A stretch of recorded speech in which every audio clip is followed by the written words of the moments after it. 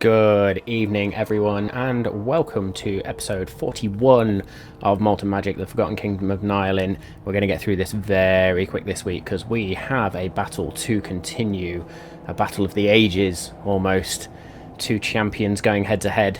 As always, my thank yous and shout outs to Elbow Radio, to Incarnate, to D&D Beyond, Hero Forge, Kassoon, 5e Magic Shop, Tabletop Audio for everything that helps our game, but also a huge shout out to Battle Bards. We are affiliated with Battle Bards, which means we can give you a nice little discount code if you want to go get yourself a cheeky discount off some sound effects, make your games more immersive. Please go check out Battle Bards, register, use the code when you register and get yourselves a discount.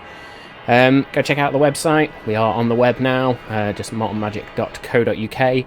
And please go and find our podcast on your podcast platform of choice, fully up to date, so you can listen to all the episodes in all their glory. Sister podcast, I'm now officially calling it that. I called it that last week, but please go check out Tales of Tilnar as well, where Smal DMs, and check out all the zany, wacky, bizarre events that go on in that D&D game as well. It's a lot of fun. That's going to be me tonight because I really want to get into this tonight. So, as always, there is adult language. There will be adult humour. You have been warned. Let's roll.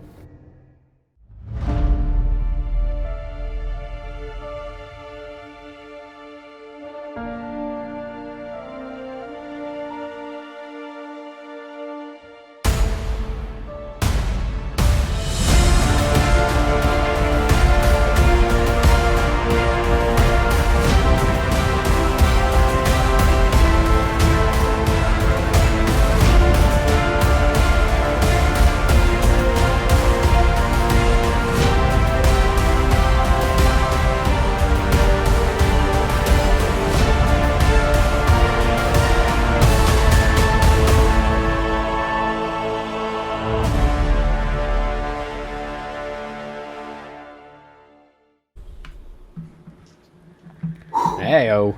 Hello. Not that I'm stressed, but I've nearly drank all my whiskey already. You best pour yourself another one then, sir.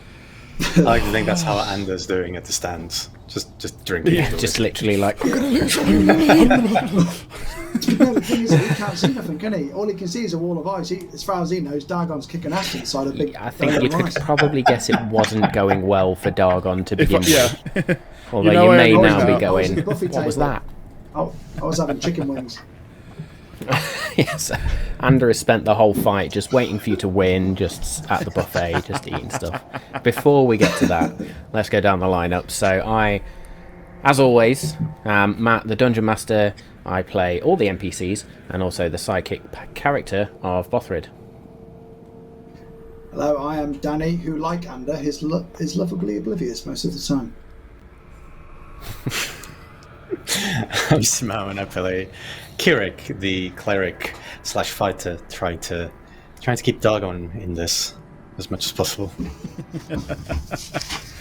I'm Dave, I play Dargon. I am on 3 hit points in the most epic fight ever. And I'm only on that because Kirik is a legend. You should have introduced yourself as the character you'll be playing next week. Yeah. Yes, I'm going to be... Too soon, guys, too soon. Good week. Oh, good week, I say, good work. Last week, we had an episode. Lots happened to begin with. I think we all went and did a bit of a shopping montage, I'll call it. Having first been to visit the Enchantress to figure out how to help our young rogue. And she explained that he was suffering from mage blight or spell sickness, whatever it's called. And as a result of casting a spell he shouldn't have been able to cast, now is suffering some serious effects. And according to the Enchantress, it is fatal as well. So there is a bit of a plan to be put together about how to save Ander, but for now the effects are being kept at bay by a charm. So the psychic damage that you would repeatedly receive is now being kept at bay. The madness is being kept at bay. Following that, Dargon went hunting for a shoulder cape just to to complete the fashionable outfit that he wears. That wasn't going to be ready in time for the fight, unfortunately. Yeah, we buried it. Kirik had some fun in the temple, doing lots of things with the Raven Queen, which sounds a bit nefarious. Hang on. No, communing with the Raven Queen and getting certain bits of information, starting to understand more and more about what's going on, I believe. And then it was the clash in the Crucible where it started. Did not go well for Dargon, to be honest. There was a lot of smiting, there was a lot of thunder damage, and there was a wall of ice just has appeared. So as we join the fray now, Dargon and the Archdeacon are currently within this wall of ice. The spectators can't see much unless they're in the very top rows, and even then they're like specks. So they can just see this huge great wall of ice. Bothrid and Kirik have sort of stayed within the spectator stands or the sides through the doors where the champions enter. All of Kirik's aid and abilities now, I think bar one, having worn off. And Dargon was on the ropes. The last attack having left Dargon with 3 hit points. Almost took him out, but thanks to a very, very timely Stone's Endurance, has recovered him back to 3 hit points. And it was at that moment that Ander, you from the buffet table, turned and looked out to see this gold streak across the sky and then a gold beam. As Dargon, down next to you, you see this golden sword glowing with golden radiance now embedded in the ground next to you.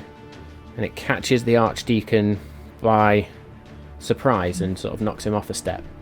And we restart the battle.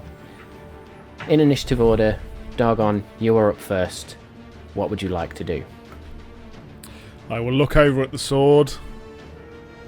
I shall throw the great sword to the ground. The second weapon that I have thrown to the ground this fight. And I will lean forwards and grasp my hand on the handle of the sword. As your hand touches the hilt and the handle of this long sword, you feel radiant energy just fill you up. You are immediately healed by 70 hit points. Holy! I tell you what, Matt's done you a favour there. Oh!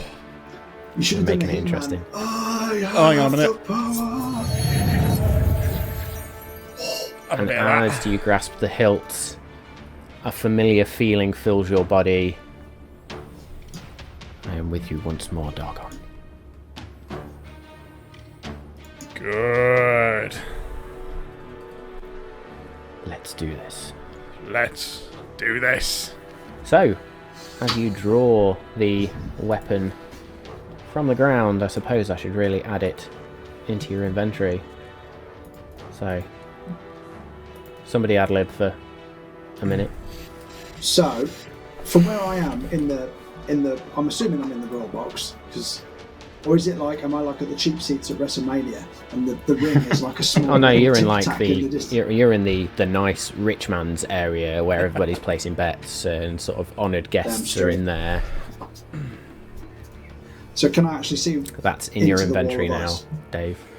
Thank you. You say inventory weird. You would actually be lower down to see the majority of the battlefield and get a better view. So at the minute where the wall of ice is, it's 20 foot up in the air. You can probably just see over the top. Okay. You can't really see anything that's going on down the bottom, but you can see into this cylinder of ice now that now exists. Dargon, would you like to tell the world what's just been added to your inventory at all? Yes. Do I need to... I assume I'm not attuned to it. No.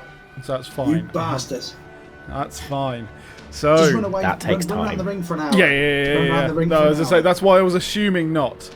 So, the longsword, Timiel's Wrath, has been added to my inventory. She's not called sorry, Dawnbringer yes, Dave, you anymore. will be for the sake of this, right now, Yeah. you will get attunement. So I've just done that for you. Refresh. Cool. So she's not called Dawnbringer anymore. Holy crap. No longer called Dawnbringer.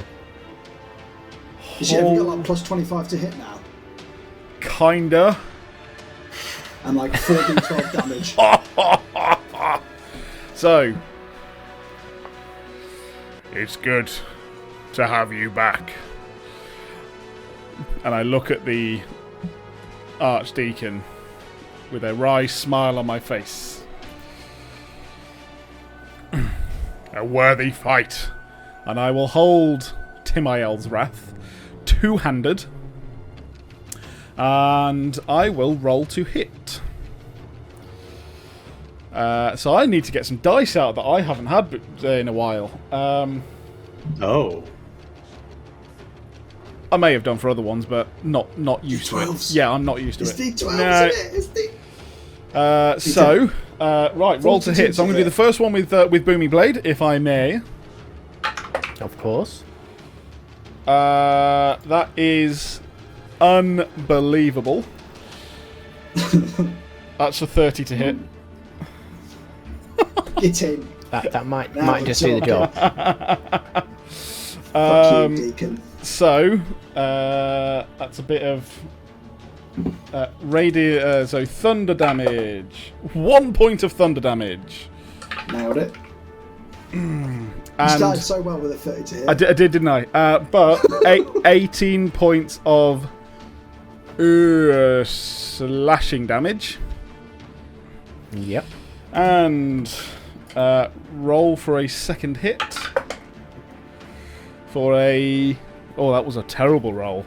So that was 17 to hit.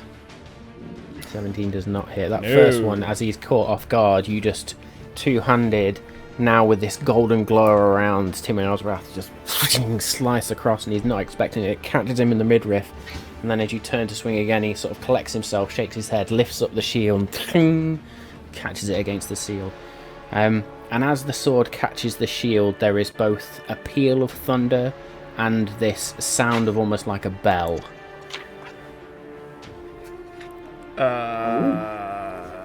I don't think I've got anything else to do because I used my bonus action and we are stuck in ice. So that is me. That is you. Okay, so with his wings outstretched, the eyes just sort of fizzling with crackling energy, the Archdeacon of Cord is going to smile, and he is going to throw his shield to the side. And he is then going to... So that'll be his bonus action. So no smite this round. He is going to two-handed grasp his hammer, and he is going to swing at you twice. So the first one is a 16 to hit. Miss. Second one, not rolling well, is an 18 to hit. Meets my armor class. So does hit with that second one. So that will be 14 points of bludgeoning damage.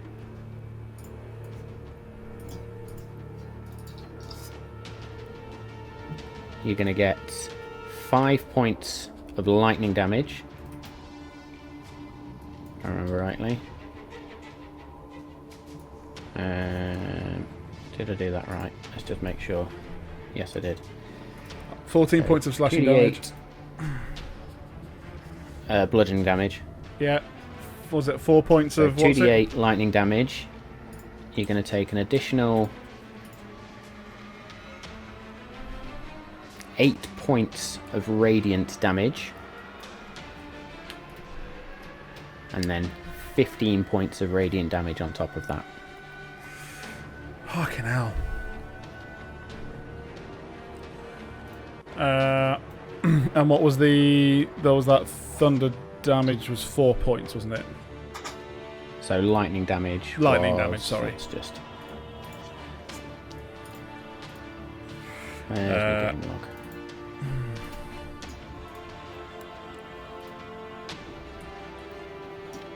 Yeah. Yeah. Let me just have a look to see what my reactions are.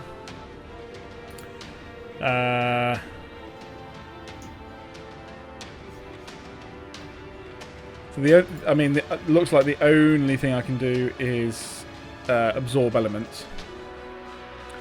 So if I can do that on the lightning,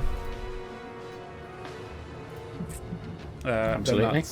That'll halve it to 2 points of lightning, and I can now hit that back for 1d6 of that next time. So that leaves me on. God, that hurt.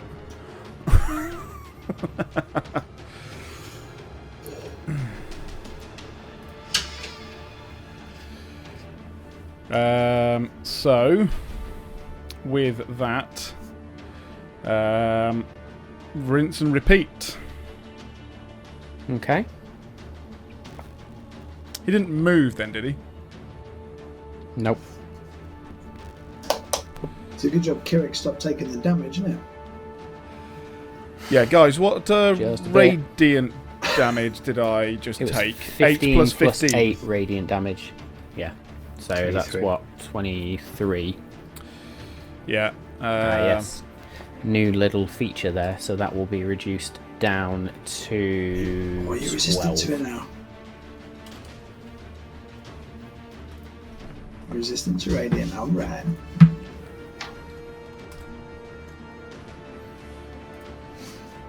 Right. Booming Blade. First attack. 28. 28 is going to hit. 5 points of thunder.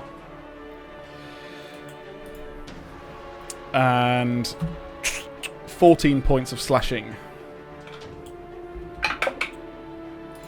Okay. Second one, 18 to hit. That's going to hit. Oh, It's not Oh, got a he's shield got a shield anymore. away, isn't he? oh, yes. 17 points of slashing damage. Nice. Have you rolled your absorb elements? No, thank you. Thank you, thank you, thank you. 3 points of Best lightning clip of the damage. game, Kirik Gravetusk. 3 points of lightning damage. I'm like the At this Microsoft point, as you Clippy. strike in twice, the first sight of blood just First sight out of of his blood. face. Fuck. As this gob of blood just bearing in mind he healed himself last week. Did. Oh, yeah. But as his face comes back, just this big grin, and you can see sort of the blood filling his mouth where you've caught him in the face. He's going to return the favour. 2 strike. No, I can't afford to. Yeah, alright. Shit. I Okay. worry some of our audience is going to be too young to get Samal's Microsoft Clippy joke. And it's sad. I'm just proud he made a Microsoft Clippy joke. Yeah. Good stuff. So, first attack coming in is a 21. Yeah. Second attack is a 32. Yeah. Shit, I should That's gonna be- have done it. Fuck. This might be game over. 10 points of bludgeoning damage. 16, so 26 points of bludgeoning damage. Oh dear. You're going to take Oh, there's more. I was going to say, do you not want to do these 12 separate? points. 12 Not- points of radiant damage, halved. 6. 6. Fucking hell. Fucking close. 17 points of lightning damage. Oh, Absorb elements. And What can you do then that with for lightning? shits Nice. and giggles, he is going to throw in a searing smite. It's second of level. course it is. That's going to be 4 points of fire damage, which if you're using absorb elements, you can reduce down it- to 2. Oh, that's right. Okay. Or do you have let's. to pick a certain type? I think I was going to Think pick you pick. whatever I just did, the 17 points. the lightning. Okay, so 4 points of fire damage, and make me a Constitution saving throw, please. While Samar just does a rule check for us. You have resistance to the triggering damage type. Yeah, so that one. Would have been lightning. Constitution saving throw. Yes, please. I don't have advantage on this from taking damage because I'm not concentrating on anything. So that is a 20. 20. You are not set on fire. I am not That's good set to on know. fire. It's a But good place to be. I shall update the Excel sheet. Oh, fuck. Thank Is that God because of Death Yeah. for Ward? absorb Because- elements. No, that is before Death Ward. Wow.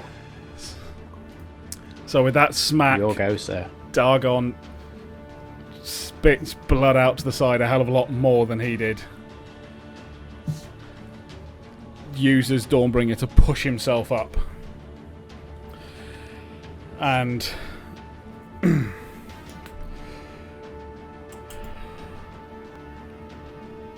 for the fight, does it once more. Fucking misses with Booming Blade, I think. 16 to I'm just hit. considering cheating. 16 is the magic number. Oh, He is going to use his reaction to use Glorious Defense and give himself a +1 to his AC. So that is going to miss. so So you just see this sort of flickering, crackling energy as you just strike, and it almost catches this invisible shield. so for the last one, Go on, natural 20. 28 to hit. 28 will hit. Yeah, okay. That is, I'm on the wrong section. Learning what I got to hit with. 12 points of slashing damage. 12 points of slashing damage. Nice. Anything Absorb else on your elements? turn? Sorry? Absorb elements. Absorb elements. Yes.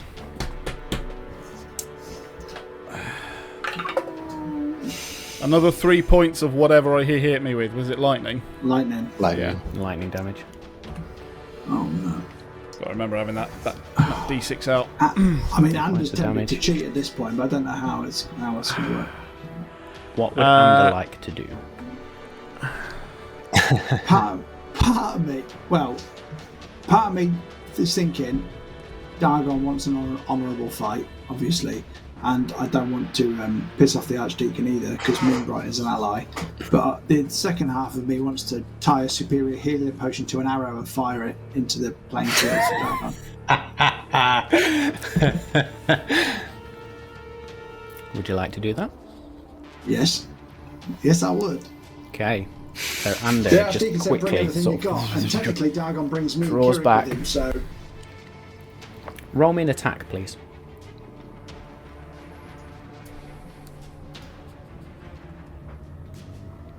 $22. 22. Dargon, you watch as this arrow just lands between you and the Archdeacon. You can see tied to it a potion of healing.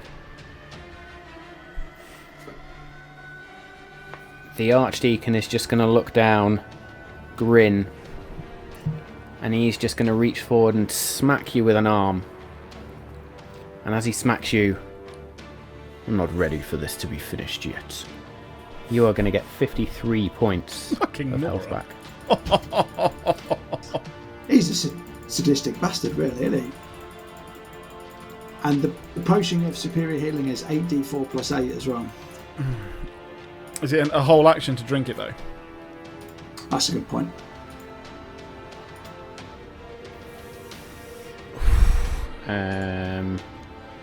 Interact with an object.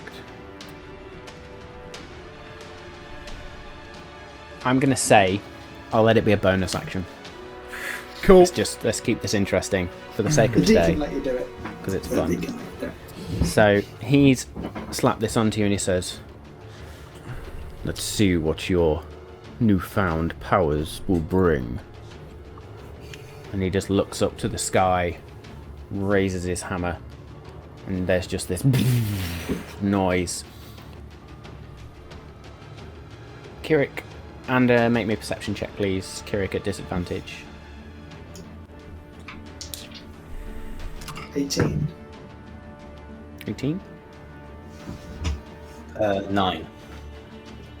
9. So, Kirik, you see nothing. And you look up and you see now that storm clouds have begun to gather.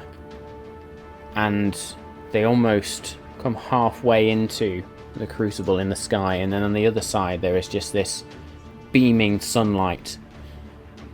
And you can just hear peals of thunder in the storm clouds, while the sunlight itself is almost just beaming down and beating down on the crucible as well. And it actually leaves half the crucible in shadow, with the rest just sort of bathed in this golden light. Is Dargon in the shadow or in the light? Currently Dargon and the Archdeacon are both in the light. Okay. That's good. Okay. That is going to be, I believe, let me just double check. That is going to be...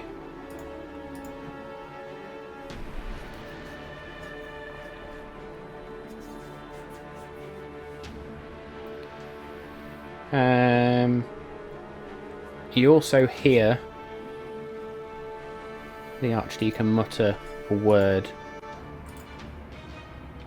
And that will be him. Power word kill. Toying with you a little bit. It sounds like he's just uttering a small prayer. And we're back over to you. And I think I've already said it, but the wings and the eyes have now faded. Okay. If I didn't say it, I should have said it. So, bonus. All right, yeah, okay. Bonus action, grab and drink the healing potion. Then, so that was 8d8. 8d4 plus 8. 8d4. 8d4. You can do 8d8 if you want. That would be brilliant. So it's almost as you grab the potion and has tied it, so you literally yank it and the cork comes out and you just... I'm just rolling this on a D&D Beyond. And waiting for one of the dice to... because it's cocked. Love it there when we you go. do that. 23. 23 It's plus... funny what was how it? you What was it? dice- Plus Yeah. 8? Plus 4. Plus... Oh, yeah, plus 8, yeah. Yeah? Sorry. Yeah. So Yeah, 31. 84 plus 8. 31. I drink that. 31 Nice. points of health. And then... Good 25, that's not too bad. That's not bad, not bad, not bad.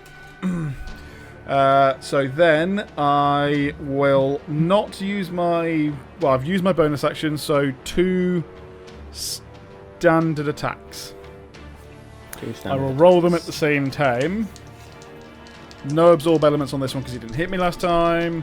So it's just straight 22 and 17. Both of those are going to hit.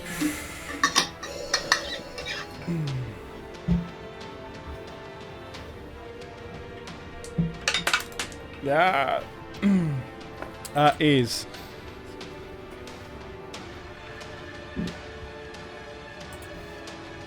27 points of slashing damage from the two of them. 27 points of slashing damage. Nice. Anything else on your turn? No. There's one thing I keep wanting to do, and it doesn't seem to be coming up. So we'll see if it happens or not. Yeah, I've used my bonus is that action. based on what he's doing or what you're doing? Yeah, a bit of both, really. It's just the opportunity has not arisen. So. Okay. A worthy fight.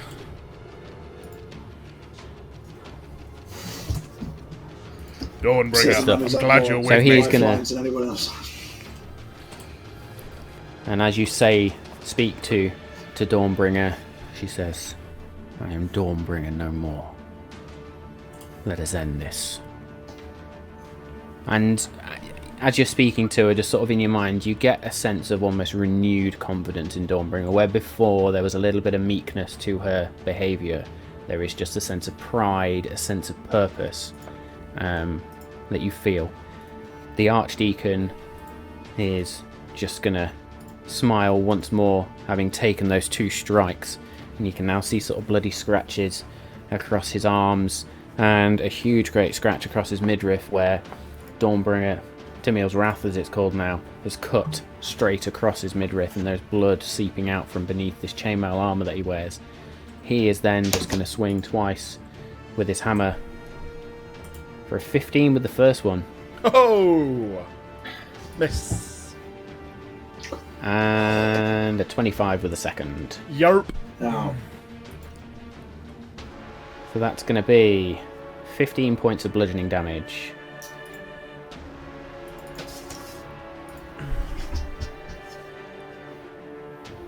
$11 points of lightning damage.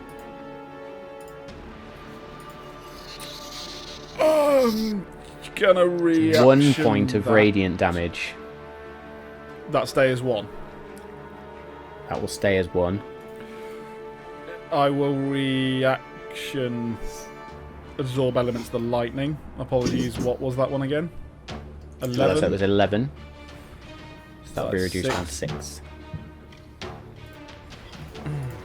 And then he's going to throw in a 3rd level blinding smite. oh, good. So that is going to be a further 4 points of radiant damage, reduced to 2. Con saving throw, please. Come on. Come on. 19. 19, Good. you are not blinded. God, thank God my constitution's high. As he strikes in. Whack. Interesting. And he sort of spins the hammer in his hand and pulls it back and just waits for you to come at him now. That's going to be him. Okay, booming blade. Come on. Come on. 22 to hit. 22 will hit. Good. So, grab that. Grab that. That Roll that again. Yeah, straight on the floor. 18 points of slashing damage. 5 points of thunder damage. 18 points of slashing damage. And again, you notice that as that thunder sort of goes, it's almost muted just down to a. So 3. Yeah, roll again. 26 to hit. 26 is going to hit. 16 points of slashing damage. 16 points of slashing damage. Nice. And this time, you sort of drop him to one knee. He sort of stands himself back up. Absorb elements. Thank you. Come on, guys. End the game. 4 points of lightning. 4 points of lightning damage. And with a look over to my shield on the floor and a look back at the Archdeacon, I will launch myself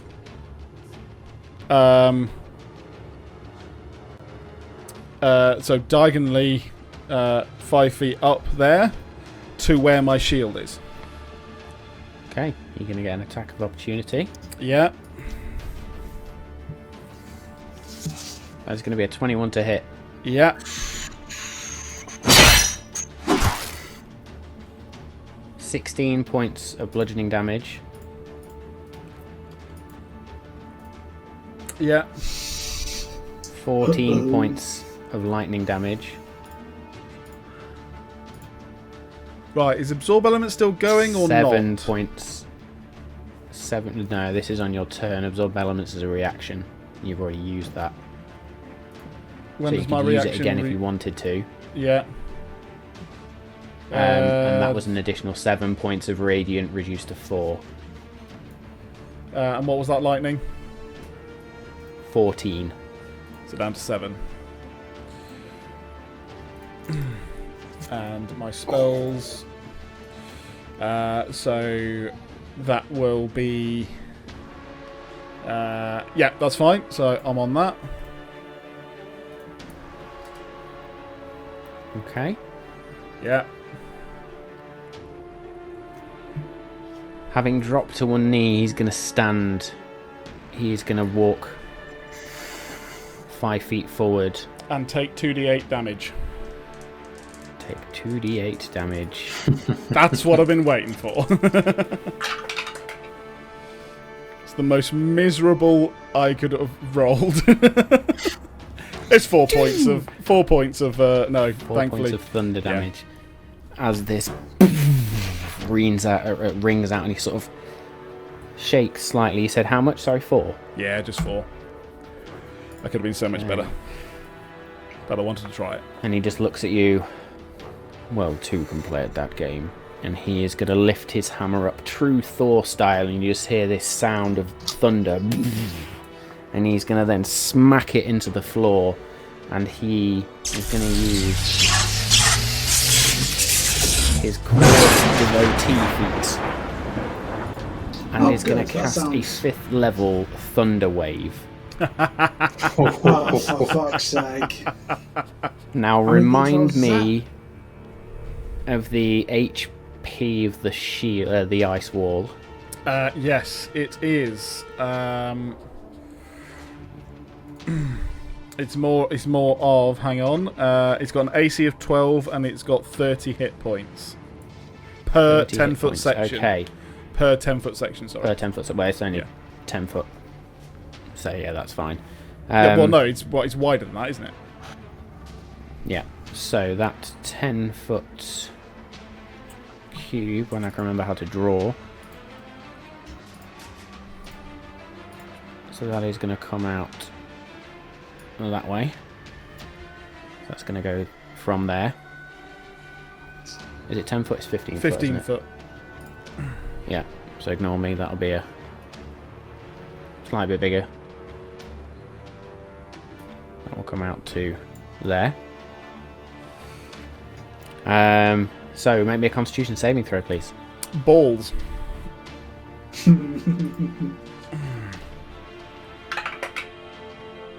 20. Unnatural.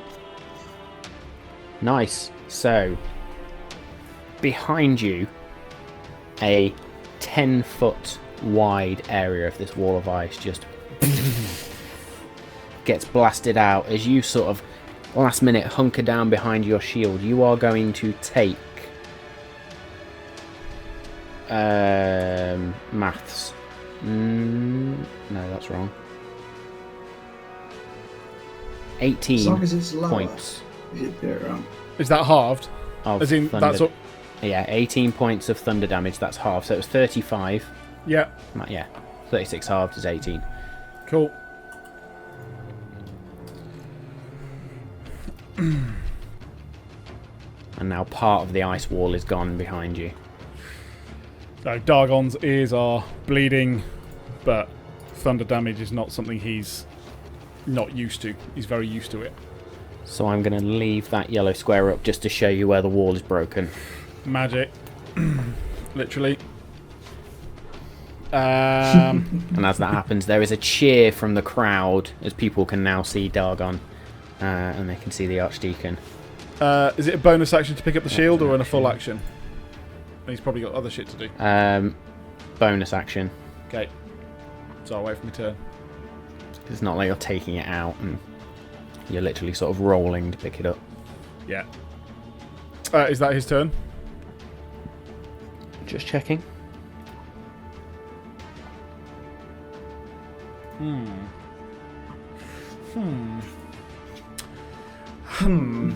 Yeah, that will be him.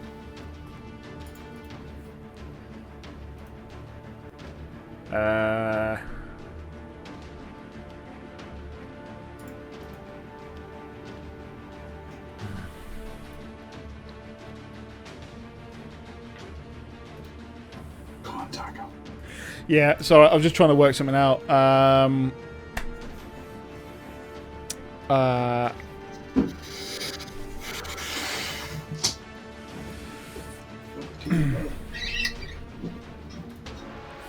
Right, I'm no longer attuned to my shield. Is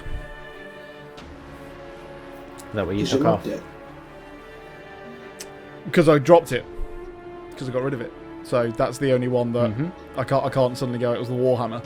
So I presume I wouldn't actually get the +2 from it. As the shield. So Just be a standard shield. So what would a standard shield give me? If anything. 2. It would Gives give you me 2.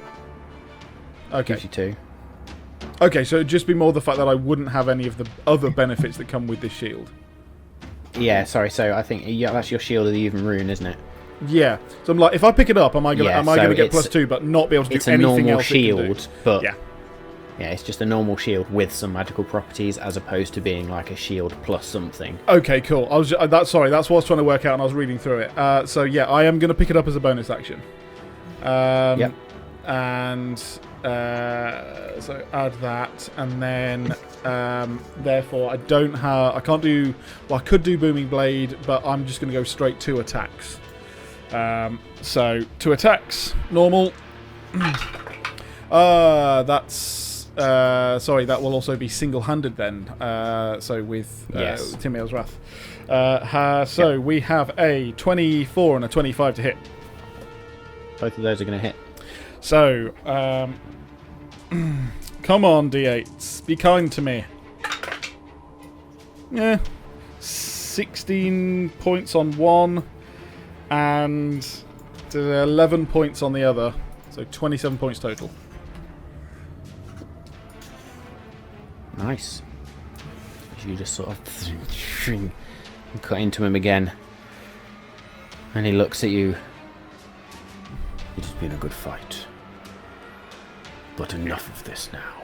Yes. And he is going to swing twice with the hammer. That was so close to being a natural 20. 18 to hit on the first one, which I believe now meets your armor class.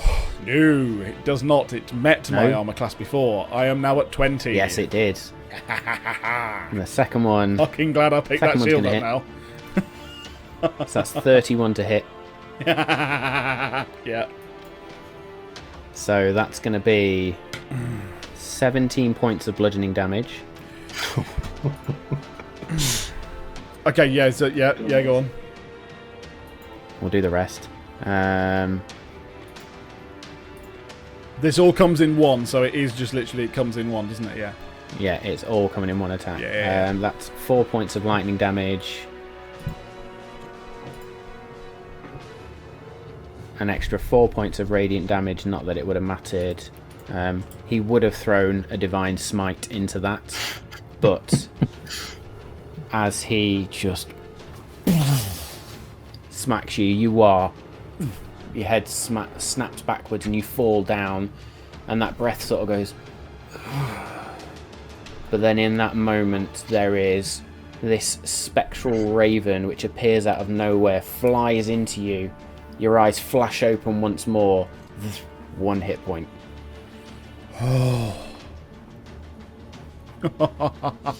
This is not going well. I've been at 1 twice. Do you see Dargon? Where you are, you would yes, you would just see the edge of Dargon. He is a good 60 feet away. 5 feet away from you. 60 feet. Seeing and feeling that the Death Ward has just been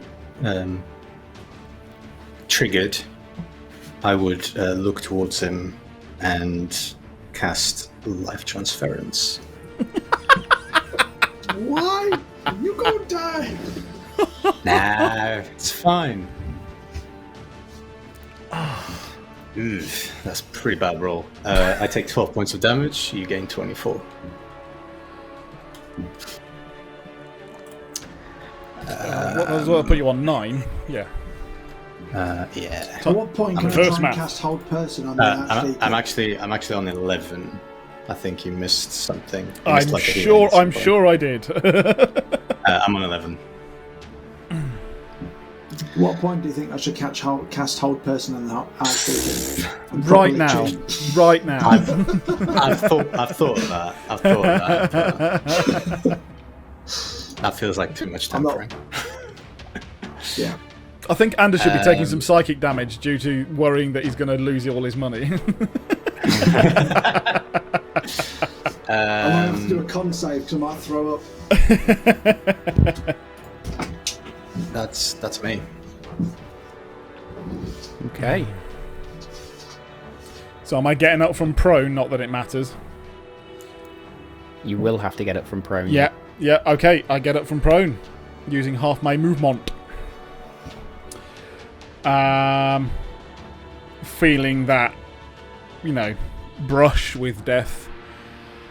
I'll speak to Dawnbringer. Timiel's wrath. I know, but Dargon still thinks Dawnbringer. Fair. Yeah, that's why that's in. That was a close one. With me to the end. And Just be done with him. Booming Blade first one. 22 to hit.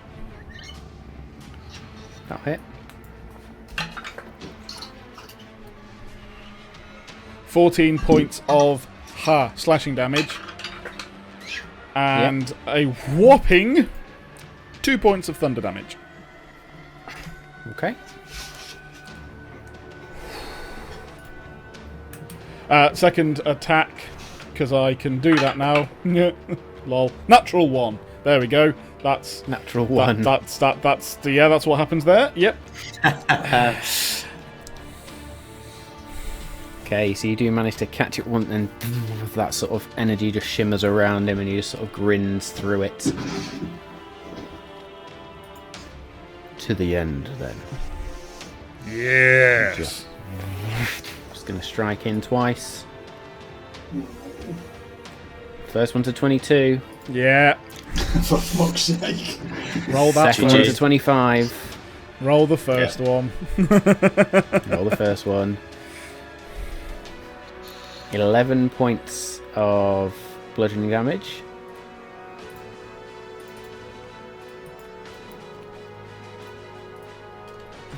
$13 points of lightning damage. Absorb elements. 7 points of lightning damage then. Yeah.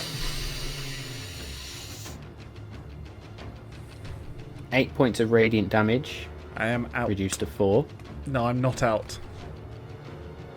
And then he's going to throw in, as a bonus action, his Divine Smite. You're right. Second level, because he's got one slot left there. And that's going to be So close. 3d8 radiant damage. Yeah, fuck it. Which would be 9 points of radiant damage, reduced out. by half. I'm 5 points of radiant damage. As this time just... And with that, the cloud just sort of... And lightning just strikes down. The shield, or the wall of ice, just obliterated, seemingly by some unknown force as you hit the dirt. And the Archdeacon just holds a hammer high as the crowds cheer. And then you start hearing the chants of Cord, Cord, Cord, Cord. And then he walks over to you, holds out a hand, grasps you by the arm. In grasping you by the arm, you are going to receive... Where is it? All the way down there. Is there somewhere? 15 points of health. Nice. And he's going to pull you up. And he's going to pull you in close as you just sort of eyes flash open. Now that was a bloody worthy fight. And he pulls you in really close and looks you deep in the eye and then places a hand on that tattoo. Trust in him. Your skills are worthy. You may not be champion of Cord any longer, but Paylor has picked his. That sword is no joke. You're telling me? Trust in him. I do. And then he sort of pushes you away, grabs your arm once more and holds it up. And again there is a cheer and just roars out through the stadium.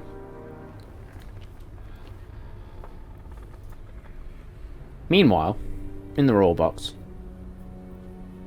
I'm fucking livid. the bookie just sort of wanders over to you. Well, thanks for the gold. Be seeing you next time. Did you not see Dargon win? You are blind as a bat, my friend. I need my winnings, thank you very much. Make me a deception check. With disadvantage. Perception. Deception. With disadvantage. Alright. With I disadvantage. still can't roll lower than a 10. So we'll see how it goes.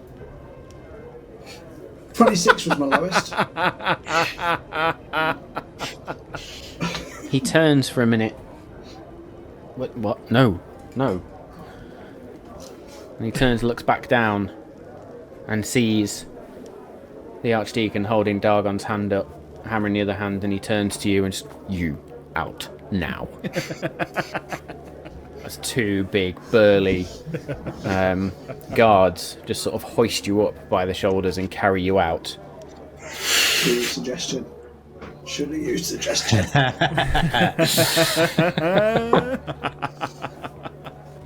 You can just see my little legs. Meanwhile, back down in the Crucible field, the priest that was previously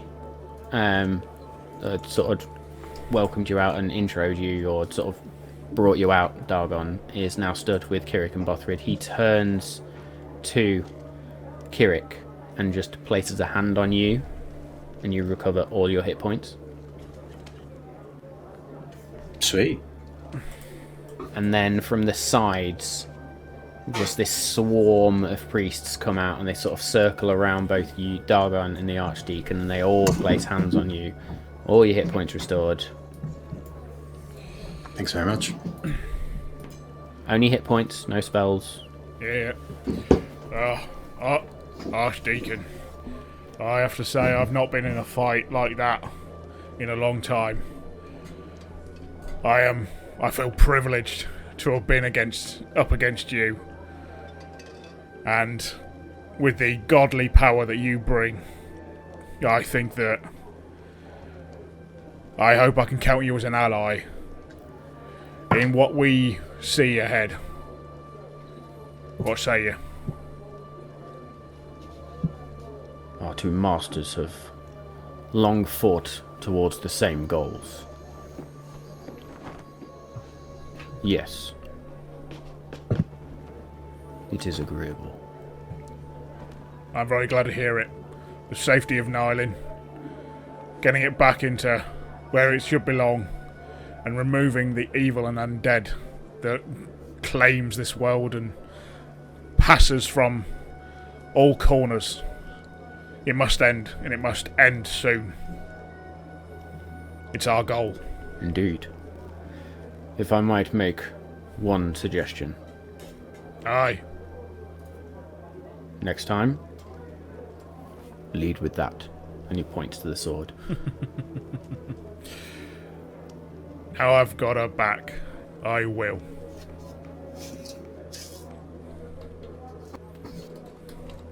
If you don't mind, I'm gonna go get a beer. Want to join me? Oh, there will be celebrations throughout the city for this one. That's what I like to hear. Come find me tonight. The tables will be laid out in the Temple Square. We will celebrate then. As will the city.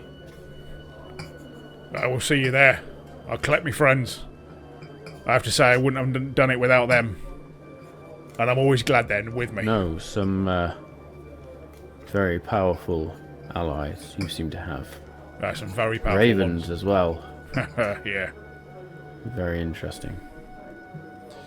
Yeah, It seems... we're a motley crew, but we look after each other's backs. It seems the gods are not yet done with this land. Seems they want it back where it should belong.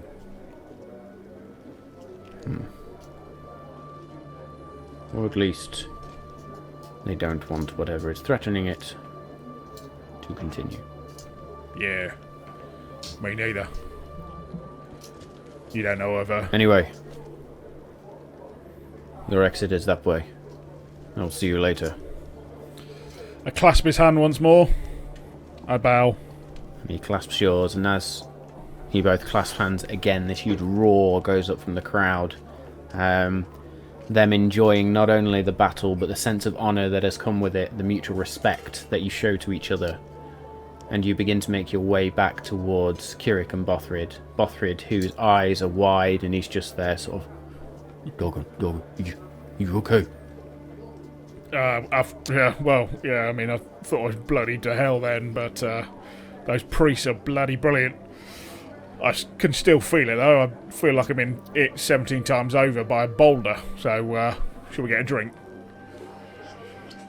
Kirik, by the way, whatever the hell you did, thank you.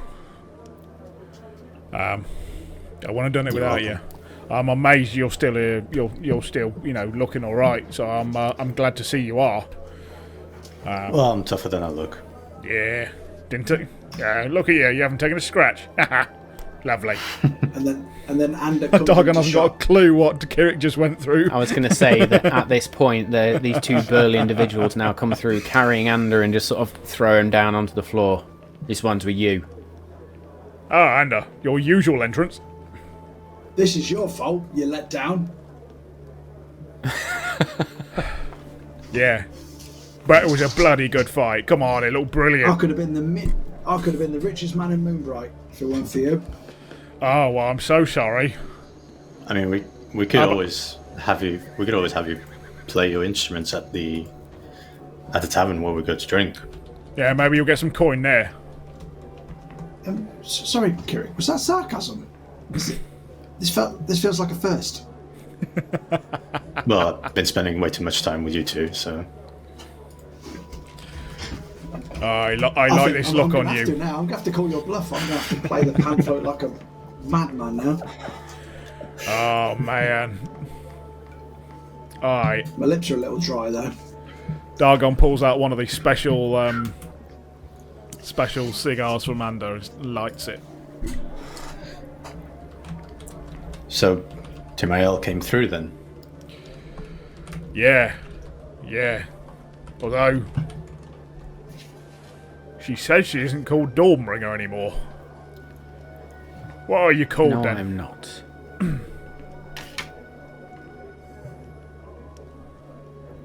Once Dawnbringer, now reforged. It is only right that he gave me a new name.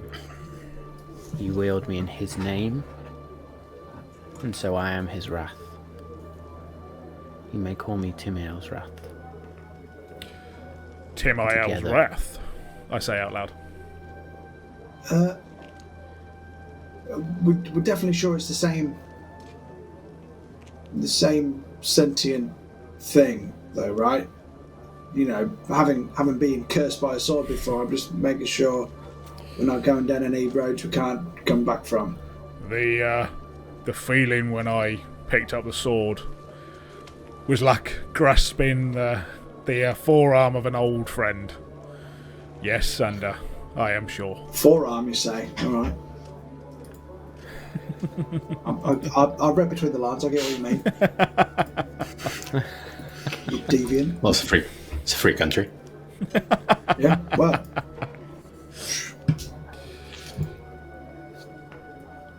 You a man can love who he wants. you feel stronger. Timiel's wrath. I feel complete. Then let's bring Whole down again. these evil bastards together. Are you saying this in your head? Yes. Yeah. I'm just Okay. standing there looking like a complete twat to you guys. There's a focused look on Dargon's face. Sort of the emotions are still there in the face, even though the words aren't. I haven't seen him look this happy in a long time. Now, question: do I have any sort of sheath for Timiel's wrath? No, because the thing just went thunk into the ground. So there is no scabbard. There is no So I sheath, will. as you I- call it. I- It's not yeah, a sword scabbard you condom. bought. Let's be fair. So I Did you will. get, did you not get a scabbard with the long sword you bought from the...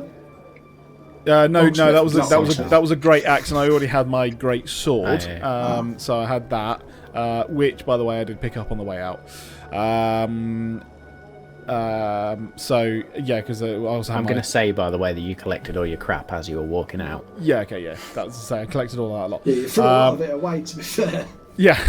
So I will then sheath the sword sort of through sort of a like belt, you know, so it's sort of against me, and the hilt stops it from falling through the belt.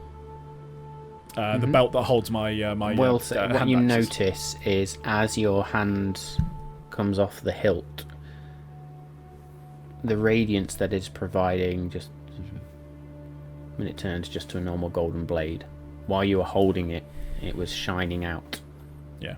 with radiant light. So that's one thing down then, lads. What did you think?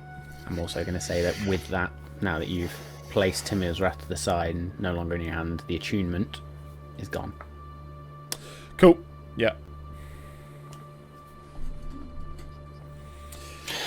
Well, we say we all go for a drink. I feel like we all need it. Yeah, I need it. Let's go. You can pay. Yeah, fine. Somebody spanked all their money. Bastard. Now, I've still got loads of platinum left. Yeah, to be These fair, guys you've don't still know got quite a that. bit of platinum. Good stuff. So you exit the Crucible, and now as people are just sort of starting to line the streets there, you can see barrels being rolled out, tables being folded out, the bunting, the flags, and sort of the decorations are just... even more's going up around the city, and it just feels like a celebration of sorts. And as you sort of walk through, there's people shouting things like, "The title is home! Strength be to Cord!" And just all these plethora of different affirmations to Cord and celebrations of the city. A couple of people run up to you and congratulate you on what is an amazing fight. I will say one thing, that in your head you know that that fight would have finished sooner had it not been for the Archdeacon himself Yeah. and a number of other things. As I said, there's a But huge still. number of other things, but yeah. As we're walking down the streets, seeing as this was quite a well announced fight, even if it was quite short notice, is there anyone as we're walking through the street that is looking at us or Dargon specifically in a kind of suspicious manner?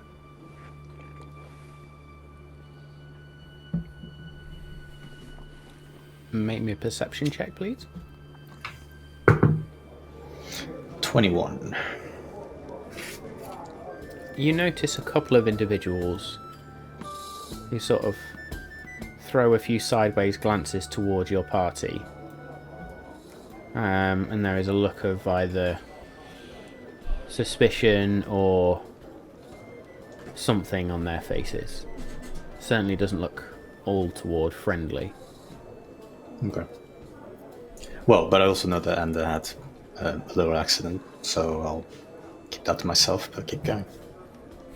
And to honour Kirik's request, as we're walking to wherever we're walking to, I will skip around playing my pan flute, singing a song that I'm making up off the top of my head called Dargon, the Champion of Losing.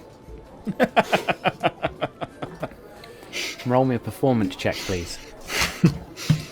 Can that be with disadvantage as I try to trip him? Oh, I rolled a 1. But it's alright, I got plus 11. And as you play that, 12. a number of people come up, and one person actually just places their hand on the pan flute and lowers it. Should pay your friend more respect. He fought well. It's all right, friend. Tough crowd. Tough crowd.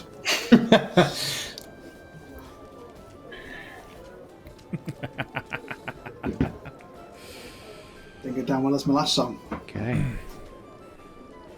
Well then, Where are you boys. headed? Well, wherever we can get a drink. Yeah, Central Square. There Yeah. is drinks everywhere. So you head over towards, you make your way towards Temple, the Temple Quarter and Temple Square. And you see now some of these grand tables being laid out. And right in front of the statue of Cord, there is a table that is laid out in these ochre, gold, blue cloths and ribbons and wraps, and laid with quite regal-looking cutlery and place settings. You see the mayor seated, not in the middle, Ooh. but one seat to the side. And as I smack the mic, doing so on a weekly basis at the minute, the Archdeacon is brought out of the temple, surrounded by priests, and they almost form a guard of honor towards this table, around the sort of from the temple around the statue of Cord towards the temple, towards where the table is. And they all, as he walks past, they all just fall to one knee and sort of bow with one arm up, heads lowered. And you can see over their arms as they bow are their symbols of Cord, all flashing towards him. And he sort of makes his way, his hammer still in hand. He's been cleaned up. No more blood, sort of back in his slightly more ceremonial attire, should we say, rather than his battle attire. Hammer hangs at his side. The shield is not there. Chainmail's gone. And as he steps up to the table, before he sits down, he grabs a flagon of whatever it is on the table and raises it to the mayor, bows his head, and then turns to the crowds, hops up on his chair, wobbles slightly, but he regains balance. Today is a good day. The championship is brought home. But more than that, we have found worthy allies. We have found worthy fighters in this cursed land of Nylin. Together, we may see happy days once more. Today is one of those happy days, so I bid you celebrate. I bid you revel in this glory, and remember senses of honor, duty, and the thrill of the challenge. And he raises his flagon, downs it, smacks it on the table, hops off the chair, sits down. Begin! And everybody just begins to sit down. There's conversations break out. Food starts being brought out. There's drinks flowing. You can hear a couple of bards, different corners, begin to play. And then a priest approaches the four of you. Sort of bows and turns and sort of beckons you follow him. And leads you up to this central table. And you are presented with the four central seats, but opposite the mayor and the archdeacon. And as you sort of walk up, the mayor bows his head and smiles. You see Captain Thorold a few seats down, the leader of the guard, who also bows his head and smiles. Nod. And the archdeacon just welcomes you in. Boys, Let us celebrate. As we were walking up to the table with the bards that are performing, do I notice any of them or anyone I recognise from the Bardic College of Eloquence that I visited, trained at in Moonbright? Make me a perception check, please. Ooh, 14. Looking around, there's bards doing various different things. There's some that are playing instruments, some that are singing songs. Over in a far corner, you can see one sort of stood upon a table, and it looks like he's telling a story of sorts. There's no music around him, but the way he's weaving his arms around and sort of acting things out, you get the sense that this might be the sort of person likely to have graduated from the College of Eloquence. Okay. So are we sitting sort of the other side of the table to Archdeacon and the Mayor? Yeah, so you've got Archdeacon sort of dead centre, the Mayor off to one side, Captain Thorold further down there, and just other dignitaries sort of sat opposite you. And you're sat at this side, and there's a couple of priests at the table as well, and you can see they seem to have slightly more, or that they're dressed in something which identifies them maybe being of higher rank than just the general priest you see around the place. But the city itself is in full revelry tonight, this afternoon. Mayor, Captain, it's good to see you well. And Captain sort of, from down the table, just lifts a glass, drinks and returns to his conversation, and being a bit too far down the table to really engage you in full conversation. Mayor, how fares you? You said it looked better Much, than the much last time, better. you know? Thanks. Indeed, thanks to you. Thanks to you, boys. Much, much better. Moonbright returns to its former glory. Good to hear of it. Archdeacon, once again, thank you for the fight. I knew that one went a lot longer than it should have done, but I was very grateful. I've learned a lot from you. Indeed. And I you, it's important that our true lords be given the chance to express themselves every now and again. And Indeed. if I know anything of Cord, he certainly knows how to express himself.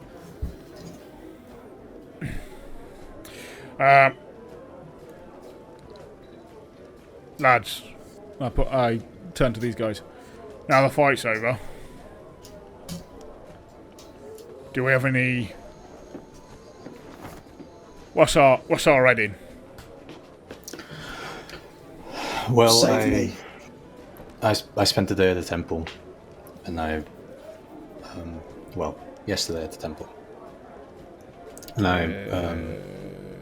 was that yesterday? Yeah, it was yesterday. Did I already tell these guys about the vision? I haven't.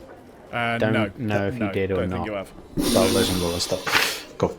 Then I spent yesterday in the temple asking some questions to try to obtain some answers, and I was able to gather a bit of information.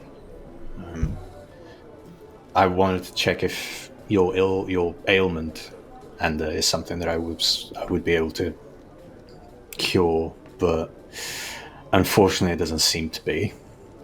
It seems to be of a more arcane nature that I can't really understand. So it feels like the distiller might be the way to go, or even ethereal. I asked about the nature of ethereal, since Sander, you were a bit suspicious. She says that while he might not be completely trustworthy at the moment, he seems to be fighting on our side. Okay. His ulterior motive might be a little selfish, but... And then... Appreciate that. Yeah. And then I tried to figure out if the Eladrin was in this plane of existence, and he seems to be hidden And? somewhere else. Fuck. He is the most elusive man I've ever met, and it frustrates me. But silver lining, I also did some sleuthing yesterday, and I managed to have a somewhat meek encounter with another criminal type, somebody from a past life, and he managed. I was doing a bit of digging on a buyer, and he did. Oh, hang on, I'll wait for Dargon to get back before I tell you. He's obviously gone to the toilet. Dargon just disappears for okay. a moment, just to. Yeah, I'll carry on. I think he. I'll I think he's tell got. Kieran. I think he's got earbuds in, so he can probably listen to us, but he can't answer. Yeah, it's fine. Hopefully. He'll have to watch it back. That's his problem now. So, I was talking to a buyer. No, I wasn't. I was inquiring about a buyer. And it turns out he's actually the leader of an organisation known as the Serpent's Cloak. Now, I'm not going to lie, I'd never heard of them before until now. But I previously thought a buyer stole an artifact from Lena's brother. This fella, I don't know how trustworthy he might be, told me a buyer was working with Lena's brother to steal an artifact. So he may have betrayed Lena's brother. So it appears they were in cahoots for a time. And cahoots is thieves' cant for working together. Right, thank you. Sorry. Write that down, Matt. On it. Well, it seems like if that's the case, and from what we learned about possibility that the Monk Masters might have taken something from Lena, Maybe that's what a buyer and Lena's brother were trying to steal back. maybe. Who knows? As Dargon comes back from just briefly going to say a warmer welcome to the captain, very briefly, and then comes back. Is that where he went? Who's stealing what? I'll let Kirik fill you in. I'm not a man to repeat himself. If you excuse me for a second, I've got to see a man about a dog. And I'm going to go speak to that bard, who I think is from the College of Eloquence, because I want to ask him for some advice. Okay, so Andy just sort of briefly excuses himself from the table. Kirik, I'll let you explain to Dargon first. That's all right. I did actually hear it. I explain. Okay, just making sure. So you explained to Dargon what was said. It seems like everything's pointing us to go back to the Malt Master's Keep. Yeah. Do you, well, I suppose we won't know until we get there where we're going next. I, for one, want to head north, but I want to head north as well. There's a pang of guilt there that we're not heading to the to go and rescue the ship, the captain, the crew, and Vraco. But I hope that heading to the Malt Masters and helping Ander will also mean that we can send someone along that path before we can get there and do what we need to.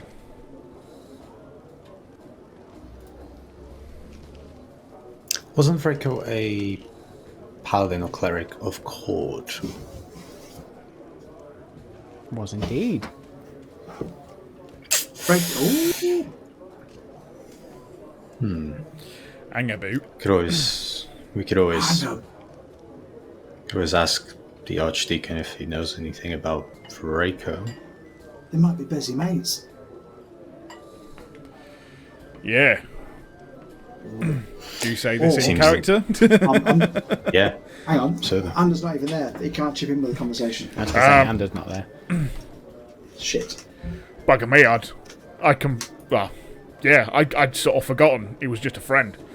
Oh my god. I'm sure the Archdeacon of Cord will like to know that one of his members is missing. I mean, after all, he's been Vraco's been going all over the place. Archdeacon. Once you finished speaking. waving to finish to whoever Yes. was speaking to. You know of the Malt Masters and, the people who have looked after us for a time, yeah? I know of the Malt Masters. They are ever present in this land. At least they bring some... Well, they did bring some semblance of order for a time. Why do you ask? Yeah, a good friend of mine and one of the other lieutenants of the Malt Masters, a good friend of mine, Vraco, Dragonborn. Believe he was a follower of Cord. You know him? And you see his face sort of tighten up for a second and doesn't look hugely happy. Well, Yes. what bothers you? Well, they don't seem to be looking after one of my brightest students, do they? Well, I've not heard from Draco for weeks. The last I heard, he had gone missing. Yeah, it was our task to go and save him. My good friend here, Kirik, found that he was being held on the Isle of the Dead. We retrieved him from the Isle of the Dead. Unfortunately, we lost him again. He's still alive, but we feel we're unable to go and get him again. Well, where is he? I turn to Kirik. We have reasons to suspect he might be in the Feywild. So? Well, we aren't particularly equipped to go there.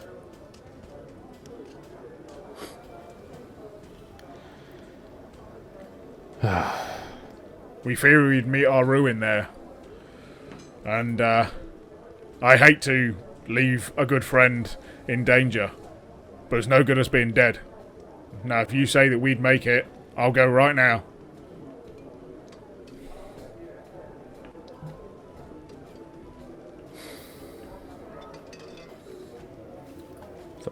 Takes another sip. Looks towards the mayor, shakes his head. And the mayor sort of turns to you at this point. Tensions with the Malt Masters have been high of late. That seems to be a recurring theme that we hear. It certainly does. Yes. Well, look, in my dealings with them, they've always meant well. They've always sought to do the right thing, but recently it's just one failing after another, and Draco was a son, almost, of Moonbright. Left here as a youngling and trained up by the Archdeacon himself. I'm sure you can appreciate his disappointment more than anything. Draco himself was a strong individual. I'm sure he can handle anything, but we would expect them to pay more respect to tenants. To be fair, they did send an entire ship and us four to go and save him.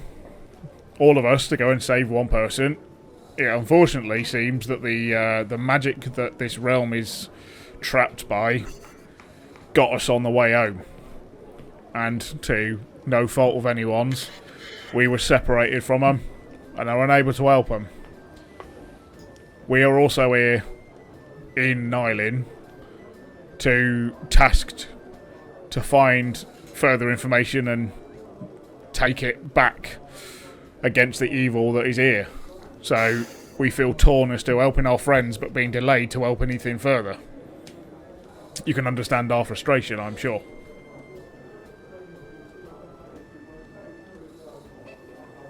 They both sort of look at each other. And the mayor again sort of chimes up. Well, the wild magic is certainly something else. And, I can say that again. well, we certainly can't blame you for not still being with him if those wild magic events have sent him elsewhere. You said you had a whole ship. I can only assume they are with him also. Let's hope they are Yeah, all we have. together and all faring well. We've been in contact, but they've said that Vraco's not doing so well because he wasn't particularly well on the island, as I'm sure you can understand it being the Isle of the Dead. So we want him to recover and we want to get him back, but we have no idea what to do. And as you say that Vraco wasn't doing well, the Archdeacon slams his flagon back on the table. Well, don't you think it would be right to go and save him then? It's exactly what I want to do.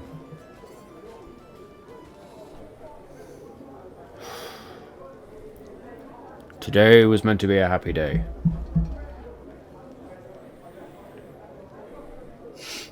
I'm afraid if what we think is coming to pass is coming to pass, happy days will come fewer and fewer between. All the more reason to have our brightest and our strongest, don't you think? I do. Archdeacon, you can understand Look, that. boys, I forgive me. The blame cannot be put on you. If anything, I blame myself. Insight check. Probably an insight check. 23. Yeah, there's a hint of a lie. There's also a hint of truth in that. So you get part of it was true, part of it was not. And he continues. Draco should have stayed here, where he was, or where he had the right people to support him. But ultimately he enjoyed his work. And he carried out the commandments of Cord in doing his duty. The random tabaxi just wanders across the table. Passes me another drink. If you say north is where you must go, then north is where you must go. But you owe me a promise now. You will see him returned. We will. We in fact hope to find someone else, some other more capable of finding him. Thanks for the drink. No. You owe me this promise. Deal. See him returned.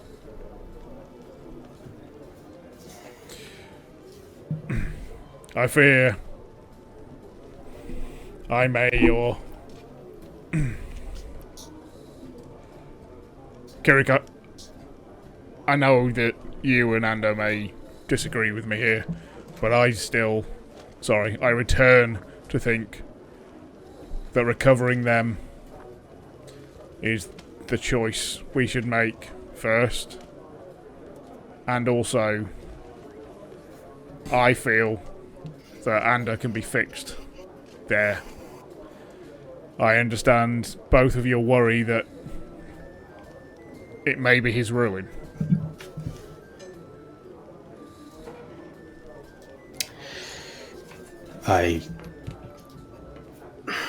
I'm torn. I feel very strong about traveling with Anda anywhere that isn't the Malt Masters, and we've been putting off heading north since, well, ever since we came back from Ironforge.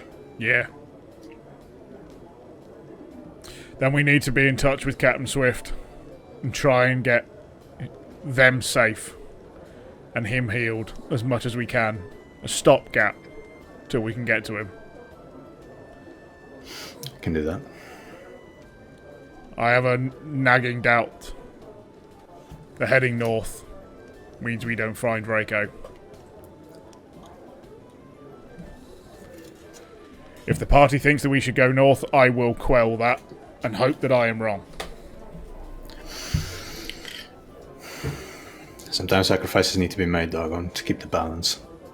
I know.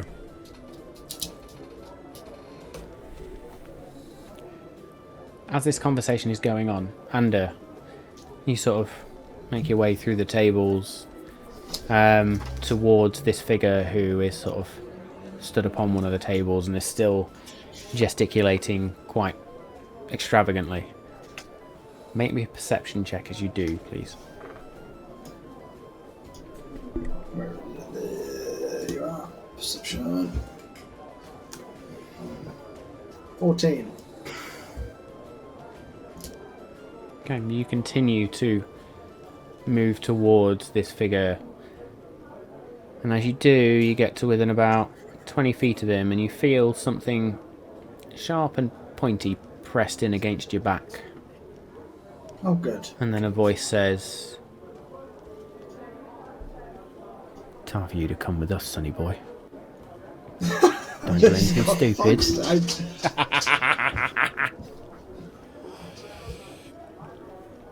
Don't do anything stupid. It'll be the last thing you do. You don't know me very well.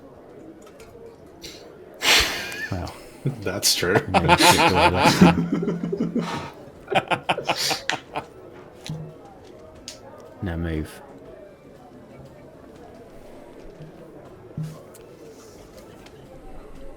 I cast mirror image. Okay. Party trick. So, is it 3 other? It's 4 other Anders, isn't it? 3 of Anders, so there's 4 of us altogether. 3 other Anders appear, and the press into your back actually becomes something of a stab. Oh, calc. You're going to take 2 I'm points confusing at all. of piercing damage. I said don't do anything stupid. I'm holding you, prick.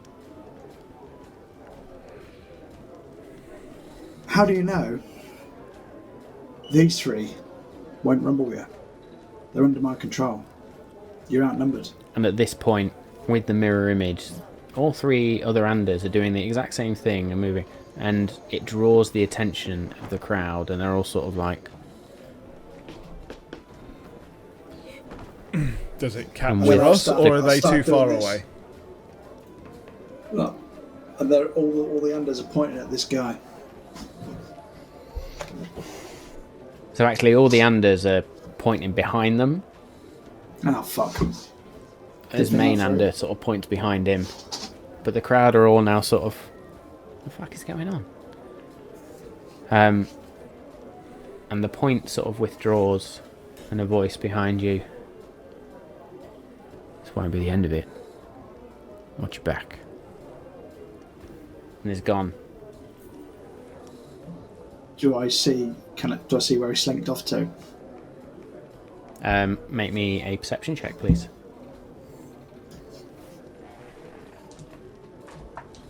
$20 altogether. No. Oh, he did a good roll.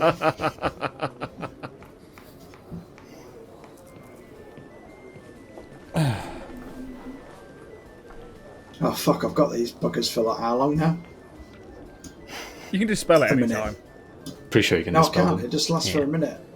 You can cancel any No, you spell can that you dispel. do. So even with those things, you can just kill it. Hey, he's not gonna Should though. I? Should I? He's going to walk back to the table, all jolly like that. I Hey. Well, because all the crowd's looking now, I'll do a cartwheel handstand flip just to make it look like it was part of the show. Make me an acrobatics check, please. Okay. 22. 22. So you do sort of this cartwheel, backflip, spin in the air, land on your feet. Hey! And the whole crowd sort of turns and goes, yeah, yeah. Not me, not me. And then they all disappear. A few more drinks, a couple of gold coins tossed your way. So you can take 5 gold from that. Alright. Still not 100,000. You continue though, is to it, make from your the way winning now start? towards where this individual has sort of stopped briefly. And so, they continued. The forest dark, the moon bright, shining down upon them, the three adventurers. And from the darkness, creeping,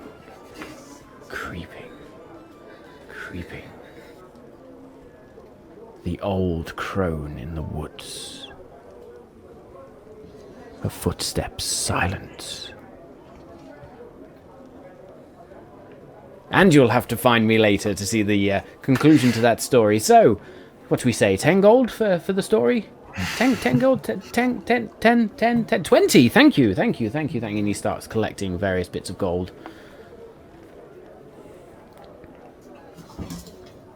Was that story about me? Who the fuck are you?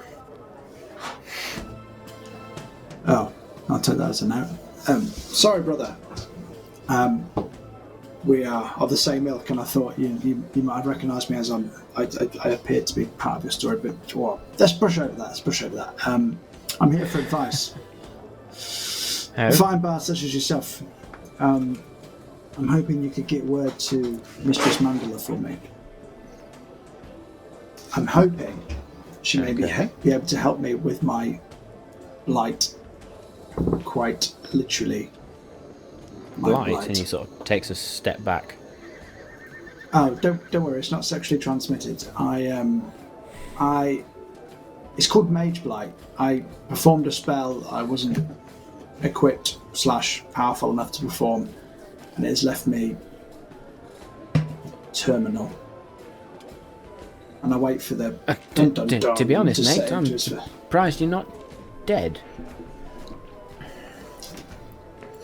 Well, I did pretty well, to be fair. I am lucky to be alive, but it just goes to show how lucky I am.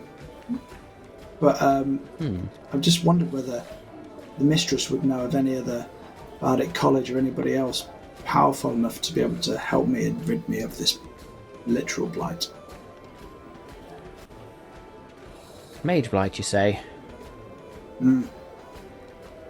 Can't say I've heard of it before, but Oh, I'll speak to the headmistress for you. thank you. Who shall I say is asking? Oh, sorry, yes, I've failed to introduce myself. How rude, sorry. Under Hornraven, at your service. Very well. Well, if you don't may mind, have I heard need of to... me? No? No? Okay. No. Should I have done? Well, I am kind of in the story you're telling, but we'll brush over that for now. Anders convinced he's telling the story about when they... Well... Anders convinced. He's talking about 3 adventurers, and obviously he's part of a Hero 3 team, so Anders' ego thinks he's part of the story.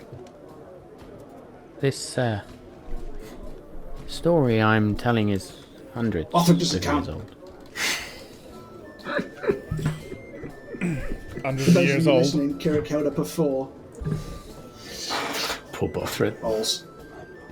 Poor Bothrid. It's just a sidekick. I guess this story is 100 years old, or hundreds of years old, sorry, yeah. Somehow don't think it's about you. But, nice try. Is it? Ooh. Anyway, must be off. Actually, though, if you're telling the story about 3 heroes in the forest, is it Failure Forest? Oh, no. Did you not hear the start of the story? No, I was too busy doing flips. Oh. It's one of the legends of the Greenwood. An amazing story. I'll tell it to you sometime. Save that one for Halloween, yeah? Old Hallows Eve. Well, there's better stories for Old Hallows Eve. Okay. Well, thank you. And if you could... Oh, how are you going to contact me once you've spoken to the headmistress? If you could get word to the Malt Masters, they'll know how to contact me. Oh, the headmistress, if she knows you, she'll get in touch. Okay. Thank you, I think. You're welcome. Anyway, going to be made. He sort of dances off, darts off, and you can see him launch onto another table and sort of slides across it, picks up a flagon, downs it, and begins to tell another story. And So, all you get is sort of... Ander is equal parts embarrassed because he thought the story was about him and he gave it the big un and that went tits up. But he's also kind of jealous / envy, in awe of the bard's skill that he just portrayed there. So he's a little bit tail between his legs right now. As he goes back to the group, And all you sits himself hear down, is the bard has a chug. launches himself up onto the table, sort of drowns that flagon. Is, ladies and gentlemen, let me tell you a story. Let me take you back decades, centuries ago. And you begin to head back towards the table where your friends are. And there is a solemn tone that is now taken over the centre of this table. Dargon and Kirik are sort of drinking a bit awkwardly, and the conversation seems somewhat strained.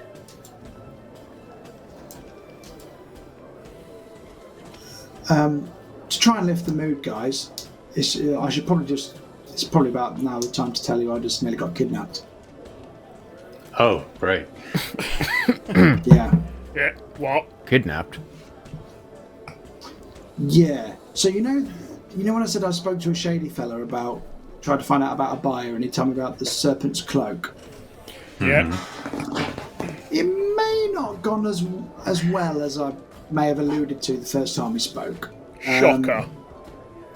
Yeah. Turns out I tried to blag my way that I was a member, failed miserably. He tried to kill me. I escaped, but he just found me again in the crowd and tried to take me hostage. But luckily for you and Nylin, I managed to escape again using my quick wits and skill and a lot of luck. But it's just to let you know that we have another enemy in Moonbright. You used magic, didn't you? Yeah. Yeah, there was 4 Anders for a time. It was a it was a fun time had by all. But He looks alright. Does that mean he's fixed? Probably not. The alcohol is it went probably okay. dumbing the effects. I'm assuming it's the charm. I'm assuming it was the charm. One of the two. Yeah. Well, But we're actually... I'm- Dargon and I were actually talking about next moves, and I think we both stand on different stances, so it's really, I guess, you're the deciding do I get vote. the deciding vote? Oh. I will also give the description to the Archdeacon and the town's guard captain bloke of Good the shout. shady fellow, so they can acquire him if they feel so inclined. Yes, well, unfortunately, the serpent's cloak. Is that what you called them? Is that what they Yes, said they were that's called, what they've- yes? That's what they refer to themselves as. Yes, well, they are not just a problem here. So, the individual you speak of could have been wearing a mask, could have disguised himself. They are a particular thorn in the side of old Thorold down there. Obviously Moonbright, even. Strong ale today. Moonbright is attractive to these individuals because we do such good and prolific trade. And what else could a Thieves Guild want, really?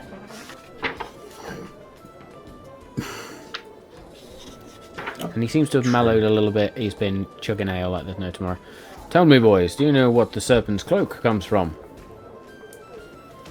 Where that name resides? No? Snakeskin. Well, you're half A there. powerful sorcerer who resided in a chamber of secrets. What is this Chamber of Secrets you He's probably speaking in Perhaps. Thieves' Cant. He does that Just a lot. spitballing ideas. Yeah. Okay. Maybe a story you were once told. Anyway, we have the 12 The good 12. Oh, I need to write this down. There's a bad lot as well. At this point, you get the feeling the Archdeacon probably doesn't drink very often. And he's been down in ale like there's no tomorrow.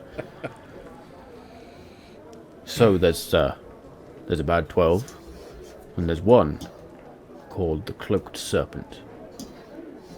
Bit of a master of trickery, so the legends go.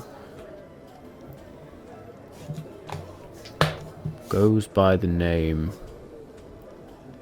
Zahir. That's the... Can I have some water? Oh shit, haven't Did you we say heard that? Zahir or Zapanir? No, Zahir. Zahir. Right. But I think we've heard that. Have we heard that? Do check. Yeah, can I do a check as to whether we've heard that? Because I think we have. Where do you think you might have heard it? 2 years ago. Zahir. It wasn't the evil that the vampires were running away from, was it? That's That's something else. Yeah. Darakul. Never mind. Nope. But with that, roll me a history or a religion check, please.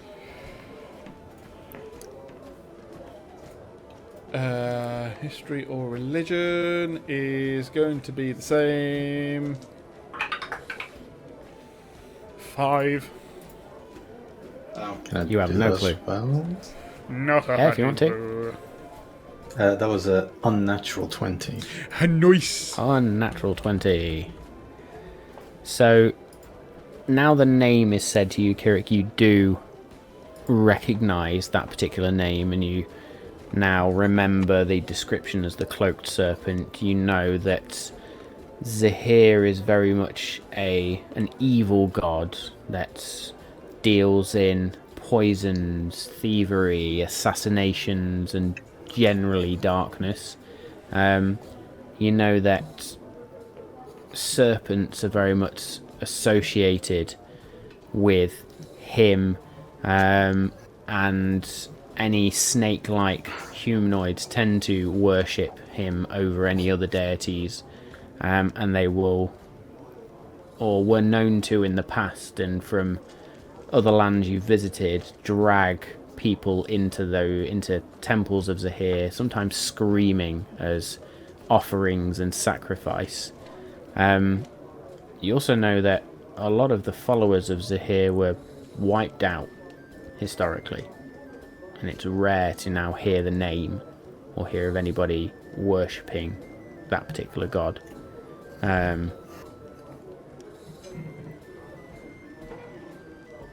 But yes, you sort of, I suppose the thing that really resonates with you is the idea of assassins, thievery, and poisons. Yeah. All that happened to me in the lighthouse. So, It's almost like I planned this stuff, isn't it? it's almost as if you thought it through, Matt.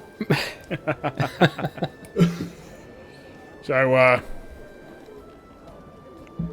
You said I had the deciding vote on something. What was that? yeah. Where are we Was it going? dessert? Nothing so simple, Obviously, unfortunately. First things first. I think Malt Masters to see if they can fix me. I'm on borrowed And time then? currently. I don't know how long this charm is going to work. And then,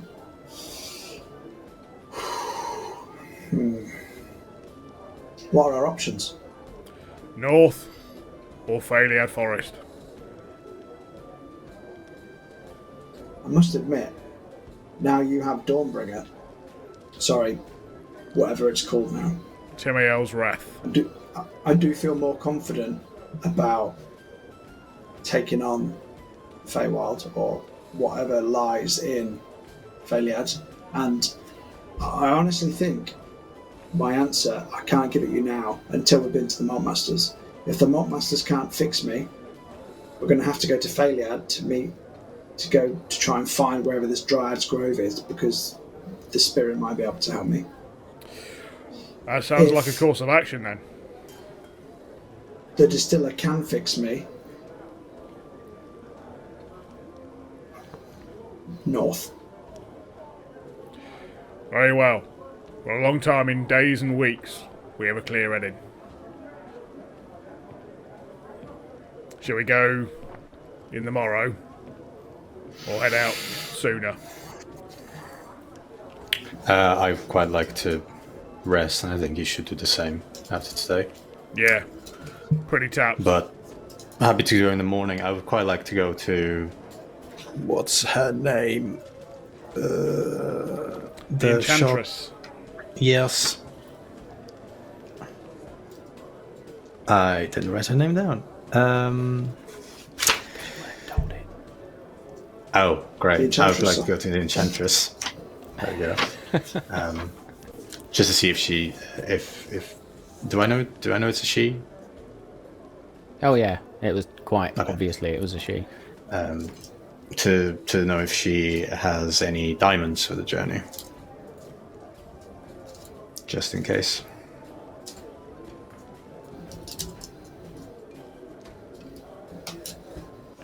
But yes, in the morning I think we should go. At this That point, is literally and, the only precious Bothridge- gem I don't have. Yeah. Bothrid turns to you and sort of nudges you. Could I have my money now? Wanted to go buy something before we go.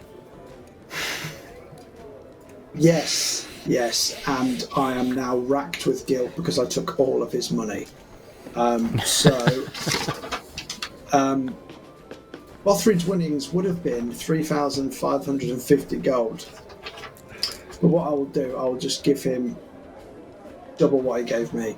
So he gave me 500 silver, so I'll give him 1,000 silver. And tell him that was his winnings. Okay. Thank you. Wait, did you? She needed some little face. Or did I win? Did you bet against Dargon? No, I with your money, I knew how the fight was going, so then I see it not going our way, so then I used your winnings to bet in a card game. You're so full of shit, and I love it. Roll me a deception check, please. 22. Bothrid got a 5. I love how he's a hobgoblin, okay, and yet okay. I just see him as like a little bunny. I got 28 on insight, by the way. Yes, Kirik knows you are so full of shit. But Bothrid just takes it. I've told a Bothrid's white happy with the lie, answer. Yeah, I'm happy. I'm helping Bothrid. I've done a good thing. It's a good lie. Don't judge me. Okay. And I know Kirik knows I lied, so I'll be like, I just drink my drink. I just drink my drink. So, for the sake of brevity, food is brought out and you enjoy a fine array of sort of big cooked turkeys, cooked pigs. There's definitely something strong in that ale tonight. Cooked pigs, cheeses, breads, a whole array of vegetables and salads. There's also a pie brought out, sort of really large pie, and some more exotic meats. Some taken from monsters that have been slain or rare beasts that have been slain. You get a very, very good feed from this, and by the end of it you're all sat sort of feeling quite fat and happy, I think is the only way to describe it. So a bit of a slight glow from the alcohol. I've got a couple of notches on my do they have belts? Oh yeah. How else are you keeping your trousers up? String. King of Nylin, string. Potential King of Nylin. Not the way you keep saying. Cool. And then Hang on about. I thought it was mine whenever I chose to claim it. Now it's You only got- Well, you potential. Live think first, you mate. think that? Of course, you would think that. Bloody hell. anyway, for the sake of brevity, you eat, you drink, and eventually sort of towards midnight things begin to slow down a little bit and fizzle out, having been celebrating from sort of mid-afternoon onwards. People are pretty drunk at this point and everybody's fairly merry, and you can see sort of people still dancing and stuff, but there's a few people hugging and saying their goodbyes, and people slowly start to fizzle out and the celebrations die down. The mayor has long gone, knowing that he's got to see to tomorrow's events. The archdeacon himself is retired, feeling slightly too worse for wear, and the priests now just sort of are wandering, making sure people are okay and sort of helping those that need a little bit of assistance back to their homes. And I will assume you now return off towards the tavern where you're staying, which is not far, and sort of stumble up to your rooms. Don't worry, lads, I paid for it. It's all good. And we will take a You short paid for our break free room, there. well done.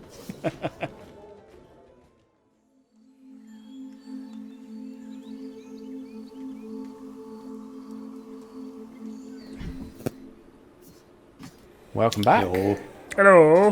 That was a very short break. I So always forget we go out on podcast. For those of you listening, I was waving then, but obviously you can't see that if you're listening.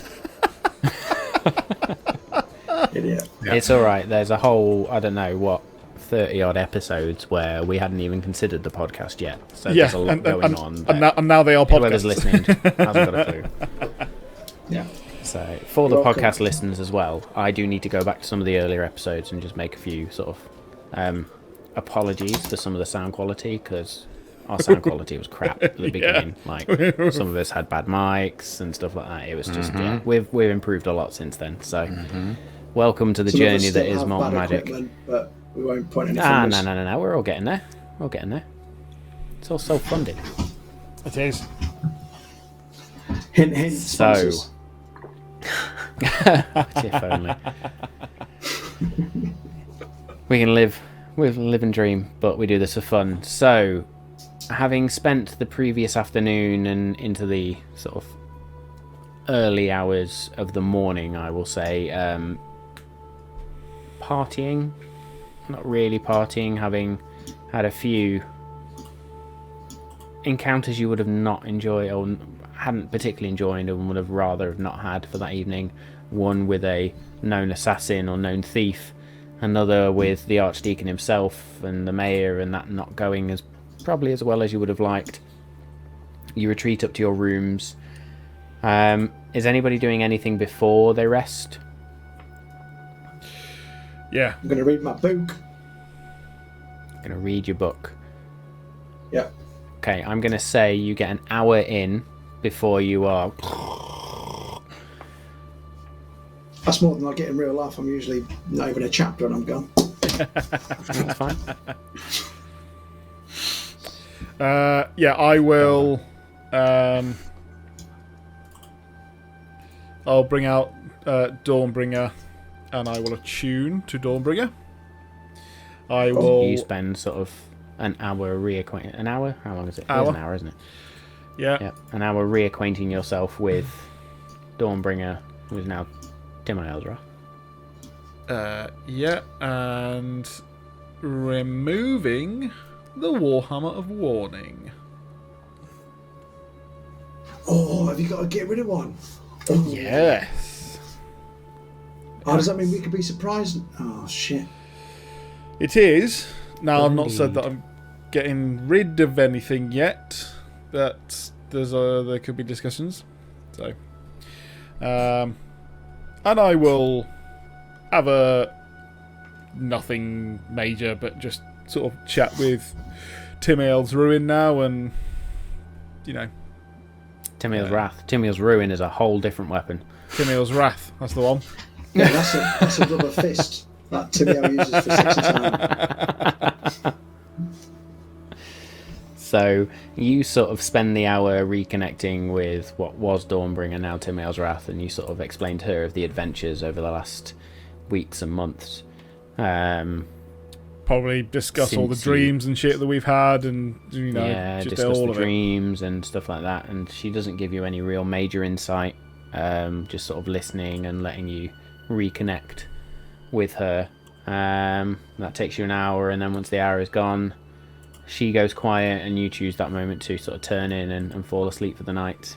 If we need to Carry on. add a further hour, I would also do my weapon bond, so that I can get Dawnbringer. I will say, for the sake of it, you can do sort of both of those at the same time. Cool. That's going to be a Freudian slip for a couple of episodes, that is. Call it TW. So you eventually sort of then fall asleep. The effects of the fight now taking their toll. You can feel the sore muscles, the aches, the pains, the bruises that should be there but aren't. Just as I go to sleep, I also say, Timiel, thank you. I was indeed an hour of need. I will fight with honour in your name, with her beside me. And rather than Timiel responding this time, it's Timiel's wrath. And she simply says, fight in his honour, not Timiel's. We are all but servants. Good night, Dargon. I bear that in mind. Cool. So you all have a long rest. Very Yeah, I little can press the long rest occurs.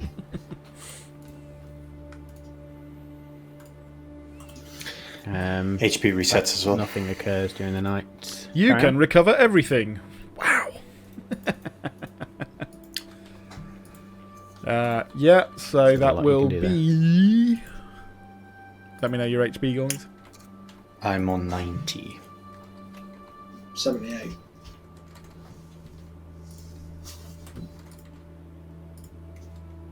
Bathroom's on 107. 107.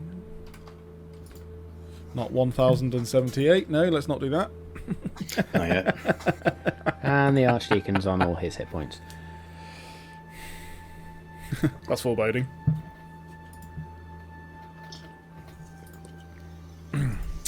So, you all wake up in the morning, not hungover, but a slight fog to the mind. And make me a Constitution saving throw, please. Oh, well, I would. Do you know, I've been waiting for that all episode. Ooh, 19. 19. You feel the sudden urge to both vomit and sneeze at the same time, but the sort of Weirdest combination in the you world. hold it back. Must have been the fish.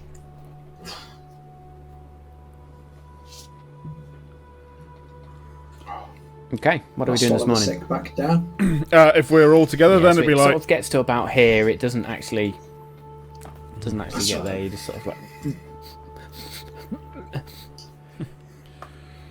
Andy, you're looking awfully green and grey this morning. You alright?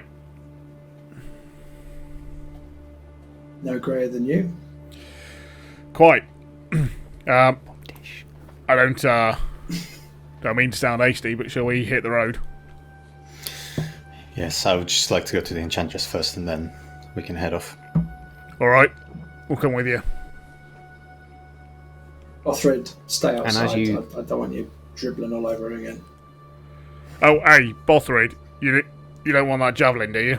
I'll come and buy it with you if you want. well, it was quite expensive. Hey, I'm not sure, I don't know. guys, we saw the same javelin that he used to have. You know, the one that took out the Kraken. I'm The hoping... javelin So of they lightning. get it. Yeah, so Oh, I'm going to chip in and get it for him. How much do you need? How much was it? I think it was 2.5. See if I 2.5 what? remember. Copper, mate. oh, bargain. Love it. 2,500 half- gold, you plum. I can chip in with... Was it? I can't remember. I think it was. Here's where Matt tells you 7,000 copper, gold, even. I can chip in with 125 platinum. That's very kind of you, Kirik. Blimey. Oh, I feel obliged Okay, so to as chip you- in now. As you exit the tavern, people are already around. You can sense that there's a lot of hungover people. But the shops are open, the stores are open, there's people heading into the temple, there's people just going about their daily lives. And you approach sort of the merchants' quarter again, and you see that familiar ring of shops. You see the three wolves outside, and you also see the entrance on the far side of the square to the enchantress's shop. Where are we going first? Split. Yeah, I can split. I'll go Enchantress. Okay, so Kirik heads off towards the enchantress, Dargon, Bothrid, and where are you going? I'll go with Kirik. So I don't have to pay for You the head off javelin. towards you head off towards the enchantress, and Bothrid at this point is sort of counting out his silver and sort of, I've got 2,000 silver. That makes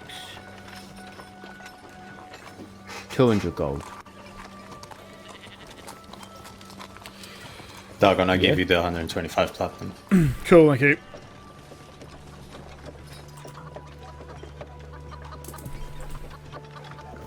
Okay, let's go. Yeah. Do you want to do your bit first? Sure. I mean, just diamonds. One Okay, so Bothrid sort of dashes off, and you enter into the enchantress's store. Sorry, I do go Um, with Bothrid, obviously.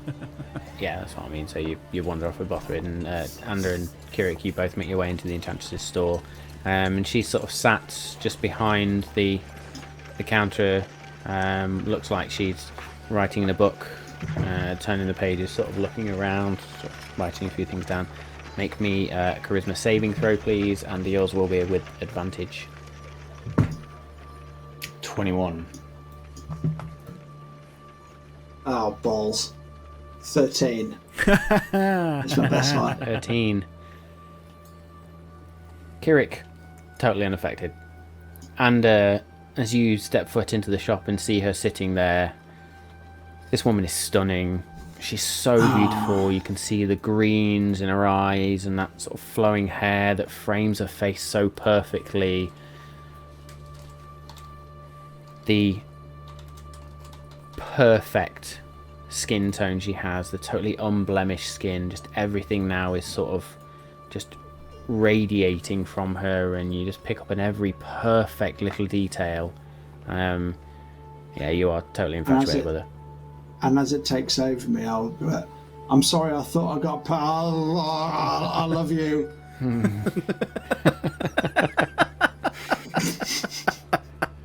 And she looks up and she's just like, oh dear, not again. Anyway, Seems like every time we come in here, it's a different person gets affected. yes, well, it is unfortunately both a blessing and a curse. What can I do I you can for today, imagine. boys? I thought you'd be Imagine well on so. your way to healing under here. Yes, I was just on the search for diamonds of different varieties, if you have them around, You're a as well as some diamond. incense. And she sort of looks at you, Ander, and sort of winks and smiles. And she turns back to Kirik. I think I do. What? Any particular quality or any amount of diamonds? But they're quite I mean, useful. how many do you have? Uh, I'm looking for short, full. I'm looking for full diamonds, and also for some powdered ones if you have them. What about the 2 diamonds she calls eyes? I cast I'm going to whole ignore person him on for a Under. second.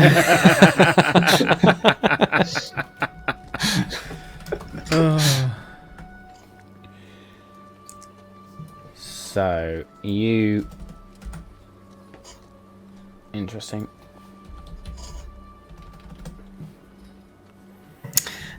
Meta-wise, Tools that has failed. means I need... You can save me when I die. Yes. Diamonds that are 300 and 500 worth.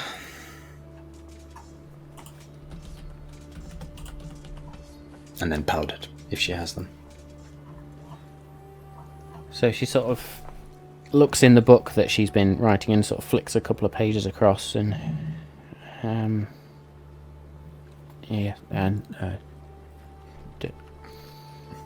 okay, I think I have, and she sort of takes the pouch down and looks inside.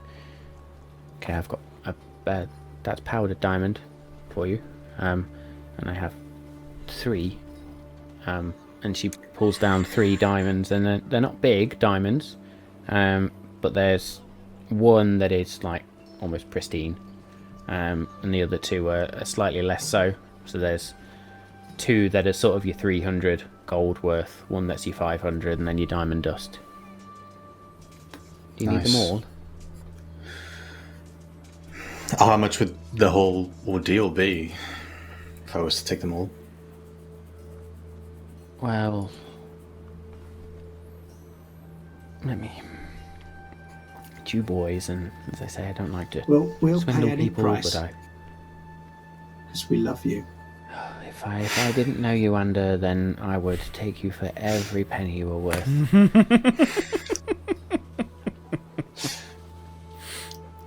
Let me call that... Let's call it an even 1,000. I pass at 100 platinum. Perfect. Make sure you use these to help him, or just do something that's gonna... I pass at 101 platinum for Anders' inconvenience. Do you have any enchanted arrows, like the Cupid's arrow you have shot through my heart? Smooth. I'm right on thick today, though. Ander, just come here. Yes. And you sort of lean in close, and she sort of leans in ever closer, and she closes her eyes.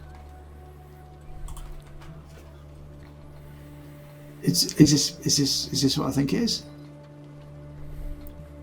Her eyes are closed, her mouth unmoving. Oh. I'll close my eyes and go to kiss her then. As you close your eyes, there is just this. Nice. Oh. Make me a charisma saving throw with advantage, please. See, I didn't want to assume there and be a sleazeball. That's better. 20. 20. As the slap connects with your face, you are just brought out of it. Oh, it happened again, Is that didn't better? it? Oh, Sorry. sorry about that. No. It's me. My lipstick Anyway. didn't come out, did it? Enchanted arrows, what do you need? Oh, yes. Back to business. Last time I was with you, you kindly enchanted some arrows. I just wondered if you had any more lying about. I don't have time to give you any for you to enchant. I just wondered if you had any in your inventory for me to purchase. Well, I was playing around with some arrows. He says, trying to find it on the tool that is not doing me any favours tonight. So bear with me just a second. She goes, bear with me. I'm glad you got me out of the spell, because I was running out of puns. She sort of sticks a thumb up to you, collects up all the platinum and sort of places that underneath the counter as she disappears off behind. And when I can remember what the fuck I am doing... There we go.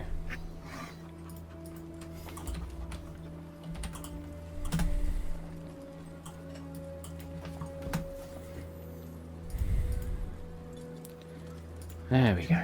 We're getting there. Apologies, folks.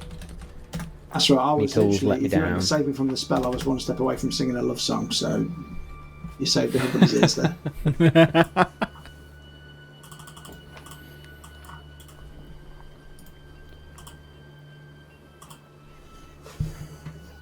So she brings out a small quiver,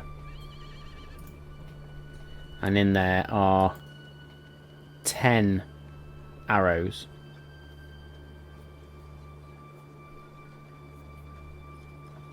These are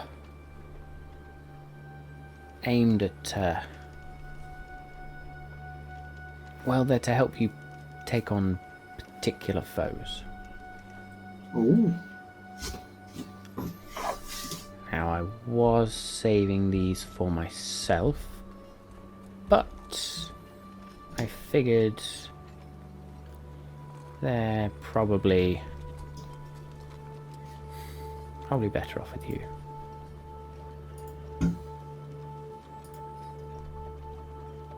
You can keep the quiver if that helps. I'll only take the arrows. It's a nice looking quiver. Thanks. How much? You want them? Yep, of course. Well, these took quite a long time to enchant, so, well, seems we're talking platinum. 10 platinum? Thank you, Kirik. Alright, yeah, okay. I didn't go as bad as I thought. Anytime. 10 platinum. Happily pass it over. Okay. Oh, I added it, not removed it. Just wanted to thank you for your help and for maintaining the ailment on and under control. That means everything to us. It's already saved me this morning, and I haven't, ever since I've put it on, I haven't had any pain or searing headaches or anything, so I really do think it's keeping it at bay. Madness, not so much, but the pain, certainly. Yes, well, the sooner you get it seen to, the better. Or else I think these arrows will probably be finding their way back to me. Do you know how long the charm will last? Or is that unknown? That all depends on how much magic you use. Oh, so I shouldn't be using... Oh, No. As I explained, every time you use magic, you risk the effects getting worse and deteriorating. It's a curse on your magic itself. Well, a curse, a disease. Well, it's a blight. What else do you want to call it? Okay. I have to remember that, Kirik. Don't let me use any magic. I'll try. Matt, how much powdered diamond was there?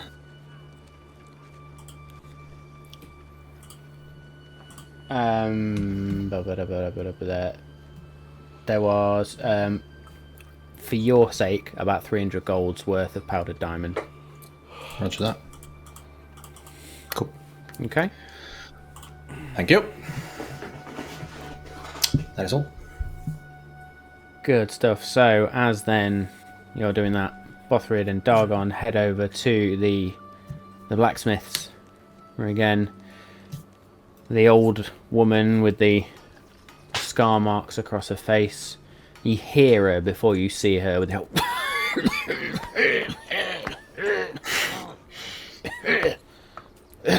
you again. Oh, yeah. That javelin. Remind me how much it is again, please. 1,600. 1,600. Lovely. Gold. I can go for that. Yeah, he's 1,600. And Bothrid's like there with his 2,000 silver. Bothrid, keep it.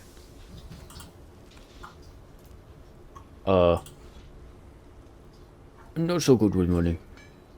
You take this. I'll take the javelin.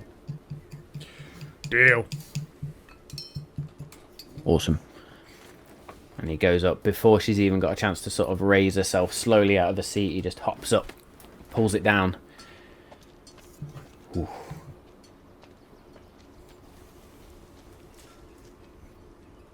Anything else? I'm good. Yeah, to be honest, I'm alright. Oh, just remind me how expensive that armour was.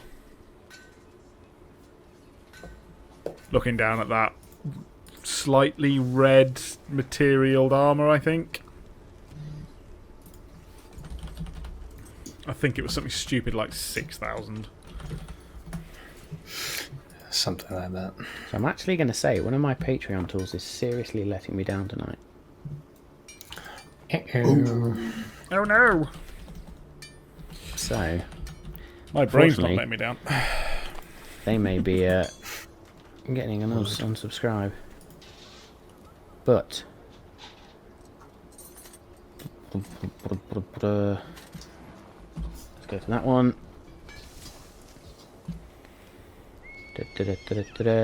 Again, bear with me.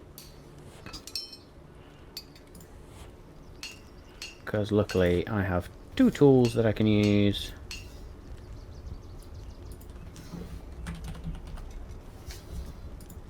In case you were wondering, they were arrows of slaying that I just purchased. Nice! Stats.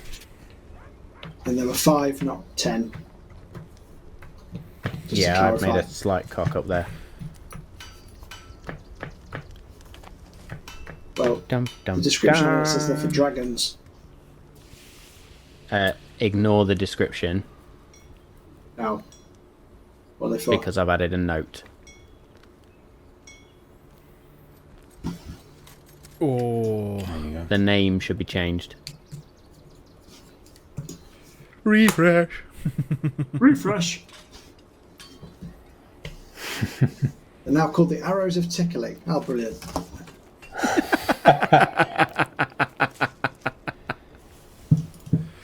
The arrows of hideous laughter, that would be good. Oh man, can you imagine? Would be funny, wouldn't it?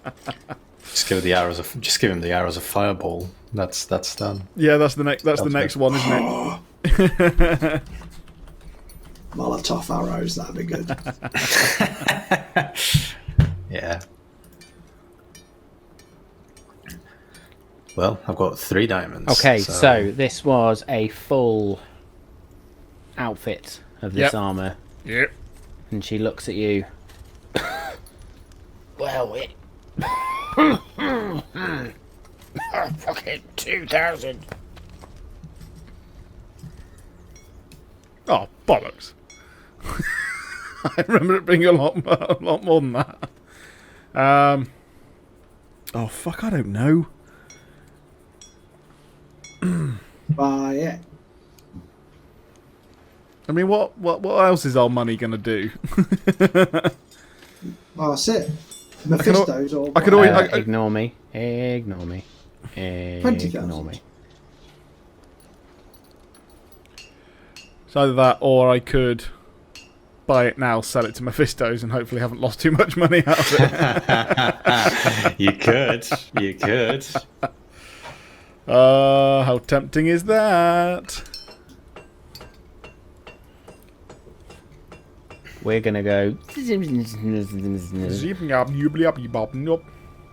And instead of 2, she says 52. Fucking hell, that's a big jump. Yeah, I'm alright, love.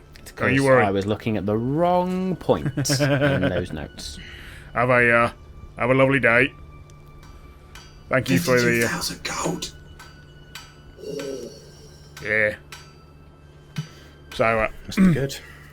right then, Bothrid. Let's go to the Enchantress Running and the let's one to fight. stay outside this time. Let's just wait for them to come out. Yeah. Enjoy the javelin. Fingers crossed you'll be able to get it back this time.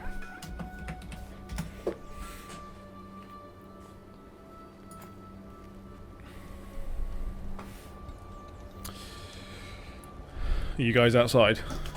Yep. You're pretty much done. Right? Alright then.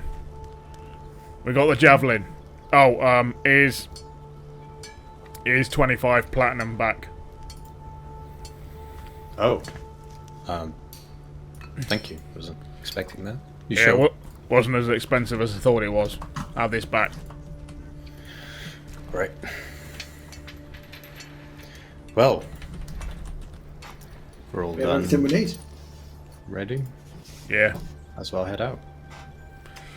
let's go. Okay. I assume that we are walking, guys, or shall we get some horses quickly, or shall we just get on with it? I assume there's no quicker way. Happy with walking. Yeah. I'm just trying to think whether the road is horse friendly from here to. Yeah, I say we just walk. Let's go for it. Okay.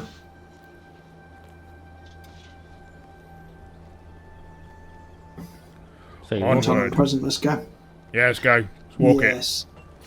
Oh, from memory. so you there's make your way out a couple to of things, the yeah. it. Yeah. southern gate of Moonbright. The sun is shining nice and brightly on the morning. There's a few people that sort of wave at Dargon, sort of bow their heads in respect. And Good idea. as you exit the southern gate, a couple of the guards sort of turn and nod their heads. Where you heading then, boys?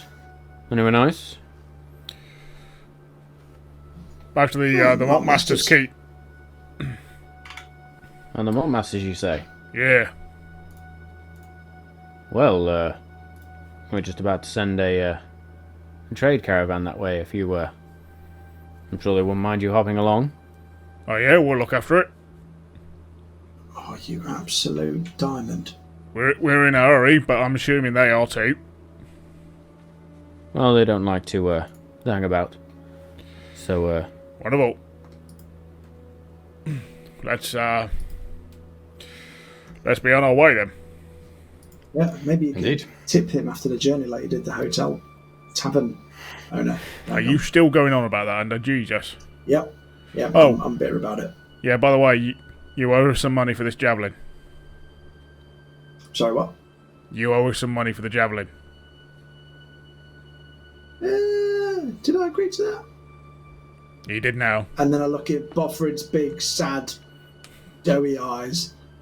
I'm like, oh, fine. How much? I imagine Boffred's got like the eyes of a sheep. You know, they kind of look into your soul.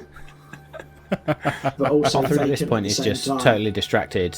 Ever since he's bought the javelin and as he's been walking out, he's just held it in his hands and he's just sort of looking at it and sort of admiring it. Go on, how much do I owe? How much are you willing to contribute? Well, I thought we established 0, but you've guilted me into it, so Good. 'Cause I that was will be gonna. determined whether you can beat me in a game of rock paper scissors. All right. Cheers. Let's go for it. 1, 2, 3, then go. Yeah. Right. 1, I- 2, 3. How do we do this? How do we do this with bad timing? Yeah. Well, you've got scissors and I did paper. So, for the I sake thought of Dargon's this, definitely I'm going to say both of you roll me d6. Yeah.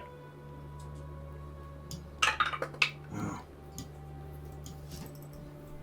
6. 3. Dargon wins the first round. Best of 3. Best of 3. I didn't agree to that. Come on. Pay up. How much? 25 platinum. All right. There you go. Lovely. You just give Kirik 25 platinum back, haven't you? Yeah, but he gave me 125. Well, it's the best I can get out of you, apparently. Yeah. All right. Plus, Let's my do math's this not then. very good. Don't know, he agreed to that that's- pretty fucking quickly. I'd have got more out of him. It's only what? It's 250 gold, isn't it? Oh, well, if you're happy to give more, then feel free.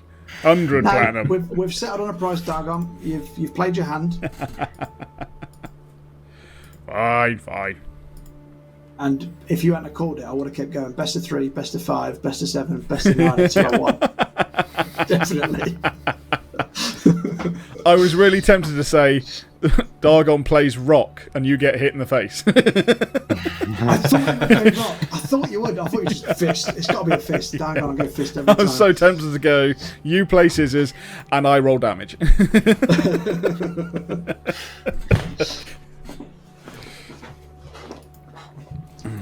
Good stuff. So you have a brief negotiation with the owner of the trade caravan, and they sort of looking at the four of you, and you get Right. so Keep a there's look a out. couple of wagons in the mic again that are sort of laden with goods. Again, for the sake of brevity, let's make this interesting. I'm keeping a lookout. I'm reading. Oh shit, I keep forgetting reading. Okay. The first day passes with no events whatsoever. While you're reading on the trade caravan, that will be a full 8 hours of travel time that you get at the book. Dargon, I'll say you sort of half look out, half read. I'll say you get 4. Cool. And If I'm getting some reading, I'll have to, won't I? If then nobody's there you talking go. to me, 8 I'll have hours to of do the something. book. Doing alright. Getting there. Okay, and the caravan sort of stops overnight, sets up various tents, and various guard points.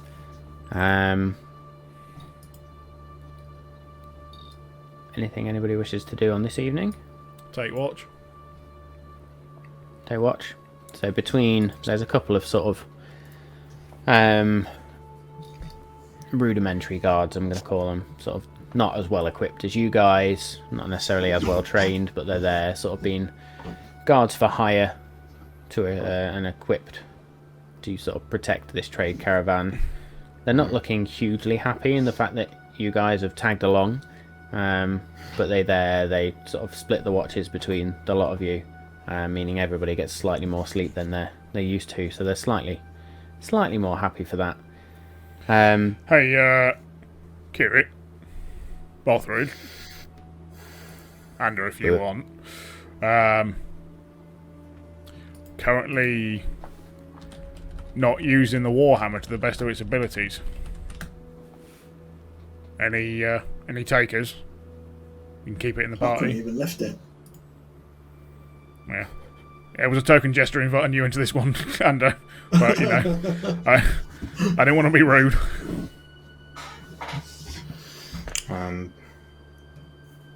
Seems like it's something that could be useful in certain situations.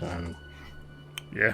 I think we're all tapped for the amount of particular items that we can have on ourselves, but Yeah, I mean, I'll keep it handy. It's about all. I can have it if you want.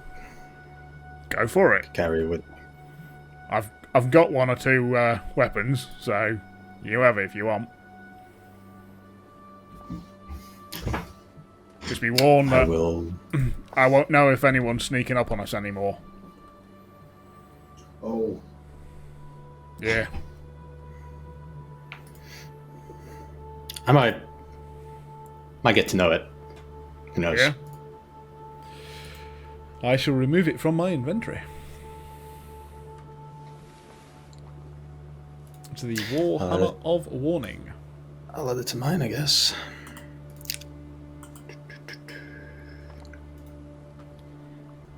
So while you are all discussing this, we flash back to Moonbright. And certain Warforged in the tavern.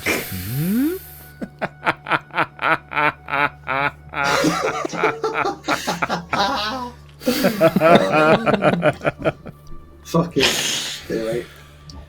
We completely Speaks to the forgot. tavern owner Do you know where my friends went? And this We whole went conversation cyborg relations. ensues.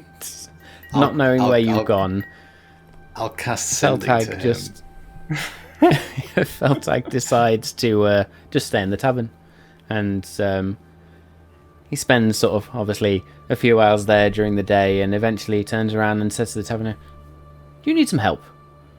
And just finds some basic assistance or find some work performing assistant tasks within the tavern, sort of delivering drinks.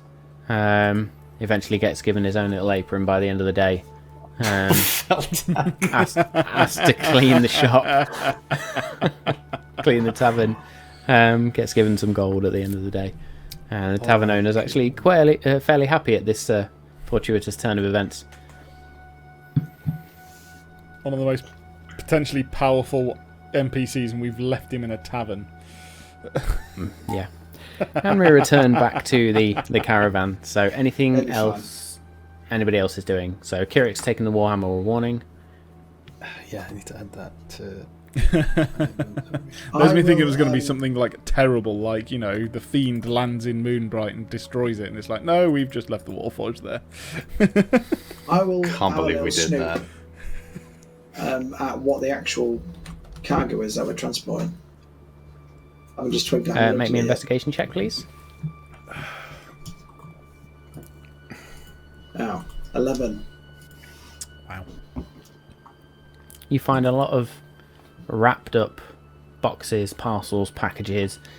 They're all bundled together. You do manage to sort of pop open one barrel and find some ale in there before one of the guards sort of smacks you on the hand with the flat side of his sword.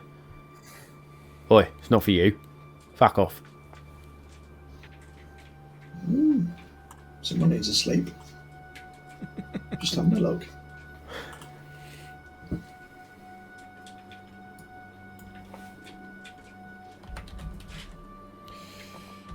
Okay, anything else going on? Nope. Not really. I can sing a campfire song if you want. Oh, I could do with something to help me sleep.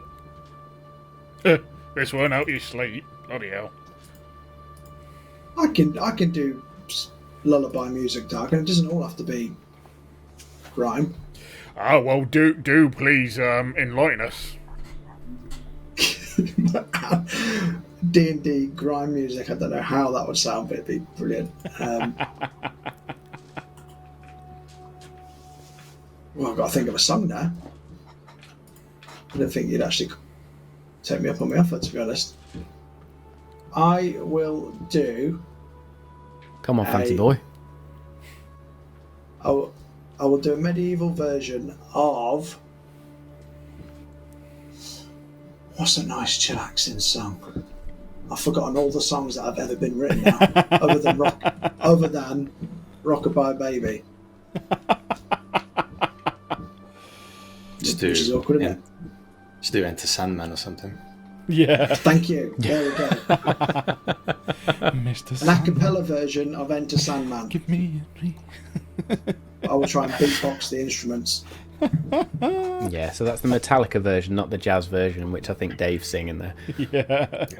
Which is Mr. Sandman, not Enter Sandman. True. So you start singing this, and I'm really tempted to make you sing this at this point, but I'm not going to. I don't know them. I don't make know me, the words. Make me a performance check, please. I know the words to Mr. Sandman that Dave was doing. 27. Holy moly, 27. Within about 10 minutes, somehow this track, or this song that clearly shouldn't be a lullaby, you've changed the melody slightly and the tempo and the tone, so it's almost relaxing to the point where the four sort of hired guards just all... They're gone within a couple of minutes. Bothrid has also just fallen asleep like this, with javelin in hands.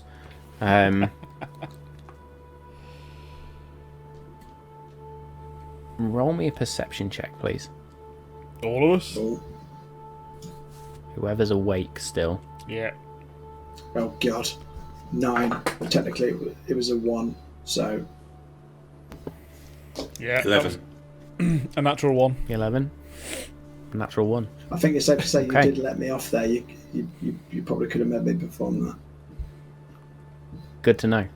I mean, it's a 5 if that makes any difference. That's fine.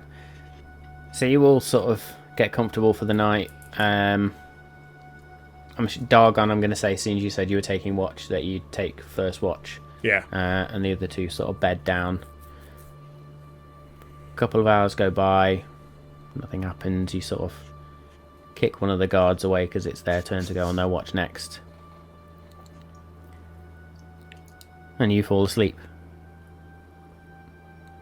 Yeah. The next thing you all hear is a scream. And you all sit up. The whole caravan is awoken. And as you all sit bolt upright, you see a large, giant-like creature holding the guard that was on watch up in the air. And he just grabs the head, pulls, Oh, splits this guard in two. Everyone roll initiative. Oh boy. whee. Um, I wasn't expecting that. I'm not gonna lie to you. I don't have my armor on. No.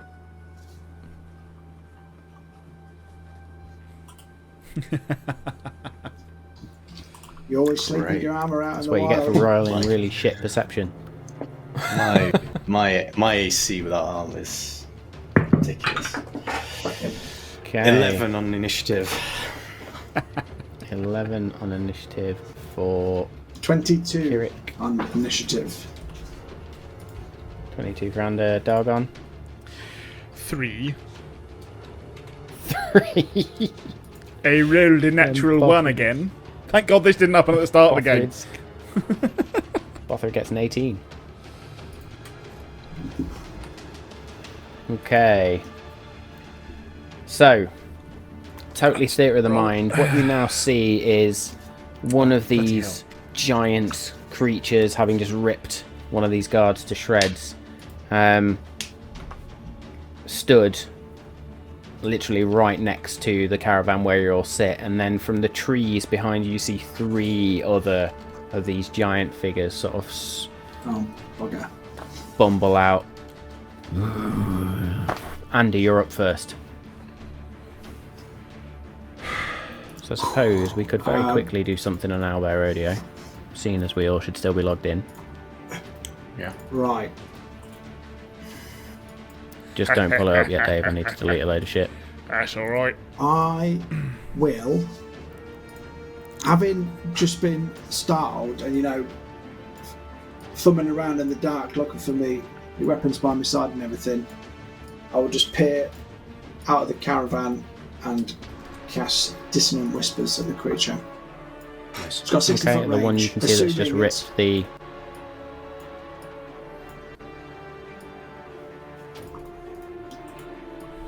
Assuming it's within 60 feet.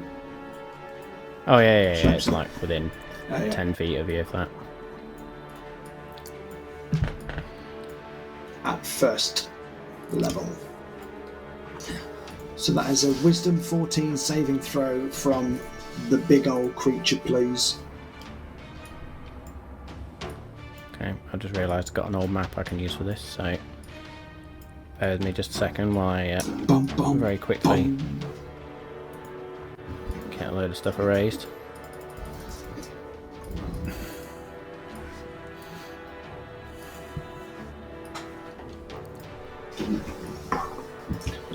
I learned a lesson. I didn't use my humanoid spells this time. It's good. 'Cause it's definitely not a humanoid. Yep. Okay, so where are we all? Let's get a Bothrid. Let's get a I think I Kirik. was just confusing humanoid with bipedal, basically, wasn't I? basically. Yep. Like, you can. It's kind of understood or understandable that way. And we'll say, Andy, you are there. Put Dargon there. Which means I've never got to use Crown of Madness yet. Just gonna say, one guard there. 2 guard. And then the 3rd guard there. It's alright, very quickly building your counter maps on the fly. Fun, fun, fun. Like a boss. Fun, fun, fun. That looks like a fun token to use. Albo radio, why not? They are large.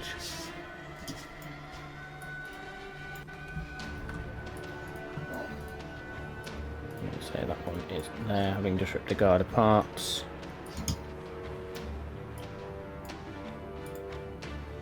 I've just realised what I never actually do when I describe some of the spells I use. I never describe how I use the components of the spell to make the spell happen. You know, when you describe how you... Yeah. Because there's...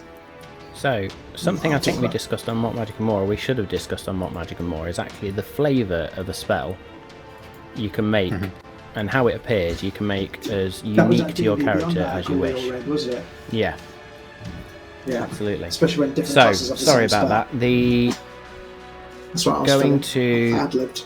Let's just label these quickly. A, B, Oh, C, D. Okay, so A needs to make a what saving throw? Wisdom 14, please. So Wisdom whisper 14. a discordant melody. Vile creature. That is a 6. Good. You take... Oh, that's a bit shit roll. 6 psychic damage, and you must now move as far away from me as you possibly can. That's on its turn, isn't it? Nope, it immediately uses his reaction. He uses his If they want to reaction. lose. Nice. So A is going to move 5, It says, so it uses his 10, reaction if available. 15, Yep. 20, 25, 30, 35, 40 down to there. We can bring the map up now if you want, Mr. Wizard.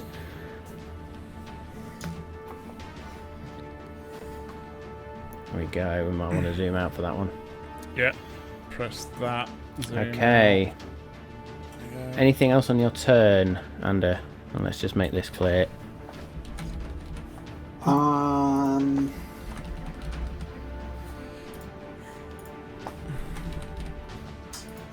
Yes, I will then move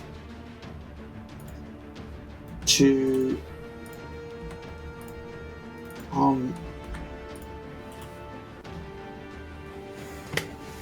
top of the caravan to get a vantage point for my Okay. bow and arrow. So you very quickly get up on the top. And so it would be that guard, but he's dead. So guard B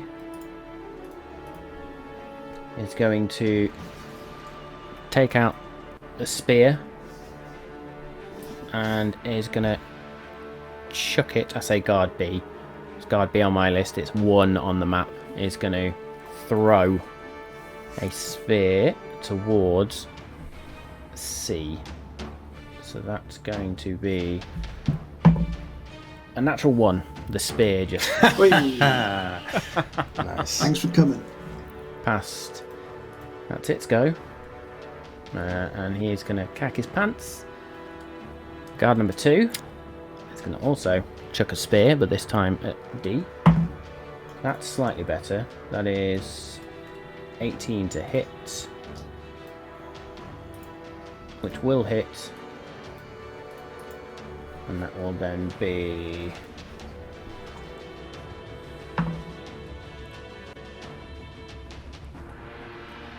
Four points of piercing damage on D. As this spear just thunk into D and just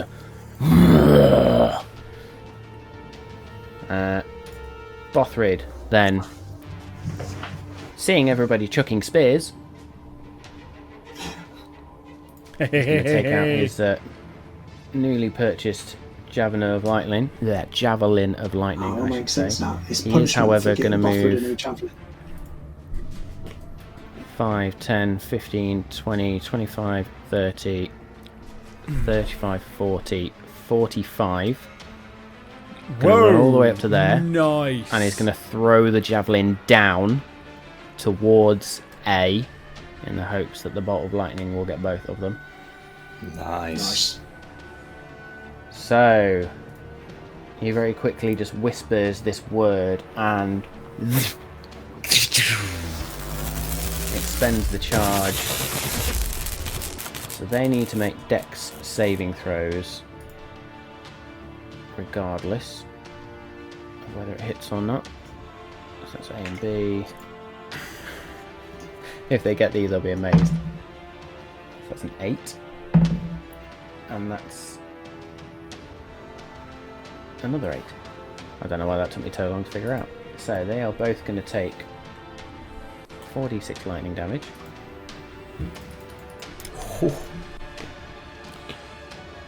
It's a cool weapon. I forgot. That was shit. 10 points of lightning damage to both. As this bolt of lightning just cascades out, and then we need to roll to hit with the javelin itself.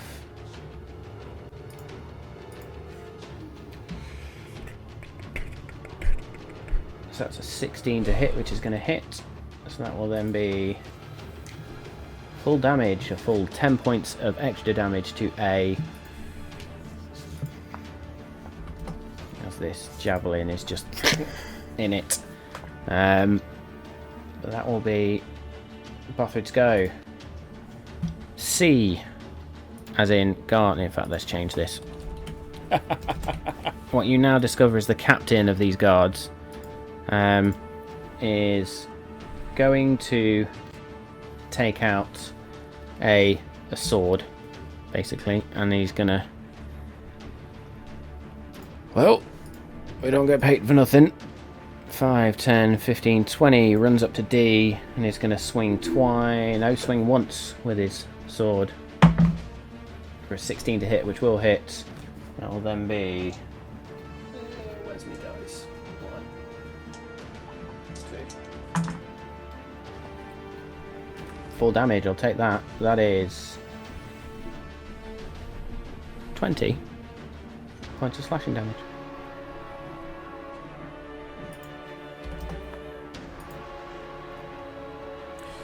Cool. Kirik. Large creatures, eh? Okay.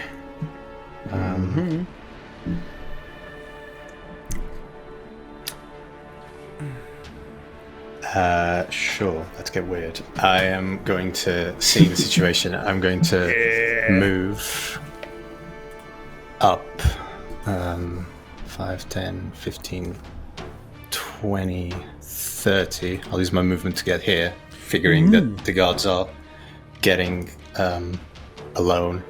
And I will, as I'm moving, I'm going to pick up the newly acquired reliquary, and I'm going to utter a word, and you'll feel the wind kind of picks up around me, and the sky, like the clouds start circling and opening up, and there's a bolt of like moonlight just impacts the floor, like blinding everyone for a second, and then by the time it's done, you see in the center of where that moonlight impacted, standing a large kind of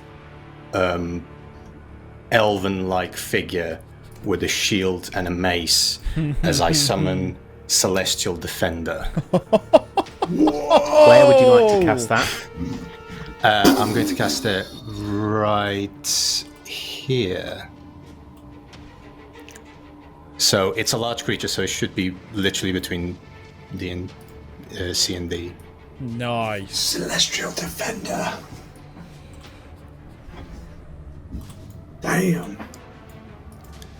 Boom. There you go, mate. Nice. It's almost like we You talked had about it. this. Yeah, it's almost like you did it. That's going to be my action. Hey guys, got a new spell.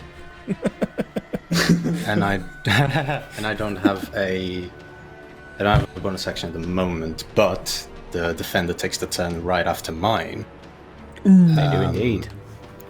Nice. So, new spells. It is going to use its Radiant Mace. It gets 2 attacks.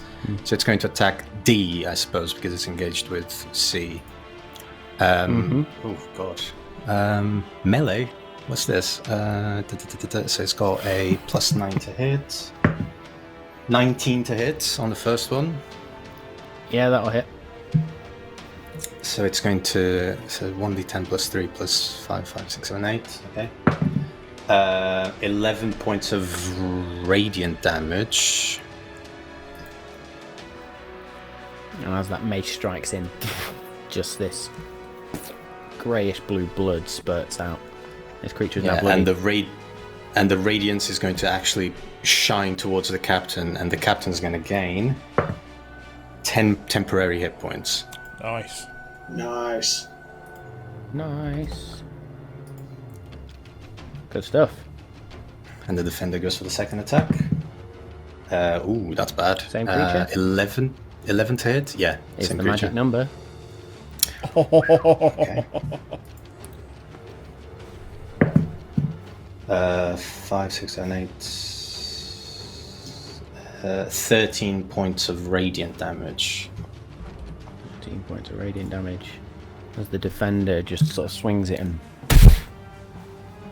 strikes up into the chin of D, whose head just sort of back. And 2 will gain 9 temporary hit points. Oh, sorry, no. It's within 10 feet of the target, so yeah, never mind. Do you want to do the captain again? I can't. Temporary hit points don't stack, so. Okay, yeah, fair enough. Yeah, otherwise it would be super OP. Just please. Okay. But yeah, so Anything that's else that's your my turn. defender wants to do? Yeah, Nice. no, the defender doesn't have anything else to do, so. Okay, Stays so there. A Here's is cool. then with 40 feet of movement is going to turn 5, 10, 15, 20, 25, 30, 35, 40 is not going to quite get there, but it's going to run up nice. that far to try and get towards Dargon. Doesn't get there. B, having just been hit with this lightning, is just going to go 5, 10, 15, is then going to swing twice. No, swing once at Bothrid. That is an 18 to hit, which meets Bothrid's armor class. So that's then going to be 9, 13 points of bludgeoning damage to Bothrid.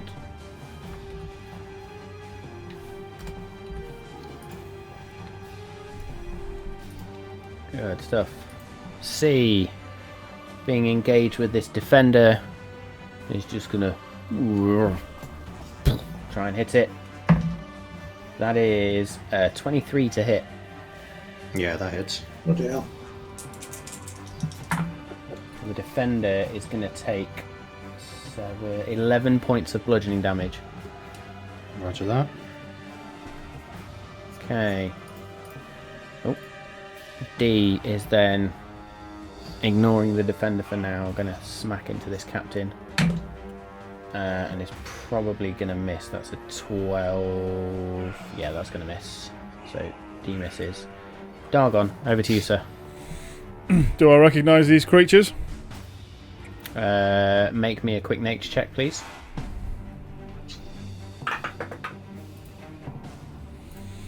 Oh, 9. In fact, for you, I'm going to say do that nature check with advantage. 15. You recognise these they are giant kin, they are ogres.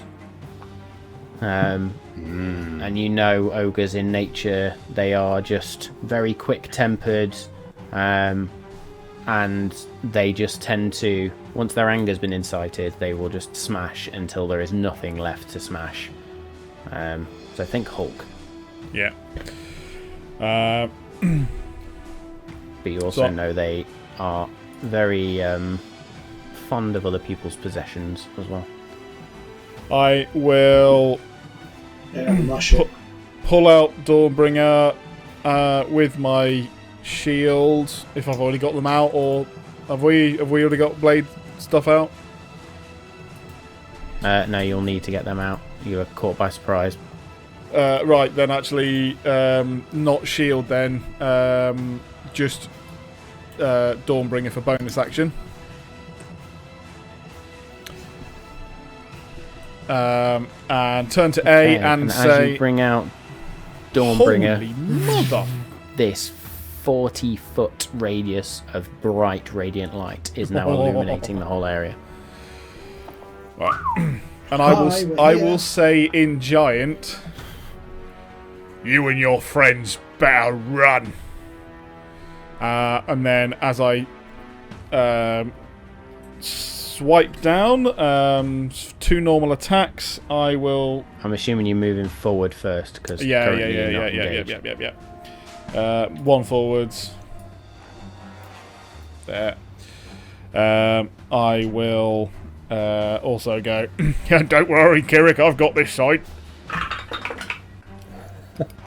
Apparently I fucking don't. For a... oh, come on, math. 15 and 16. Yeah, they both hit. Oh, I can't really roll much lower. You're just going to assume everybody's got like a 20-odd. Yeah, I am. I suppose I am, aren't I?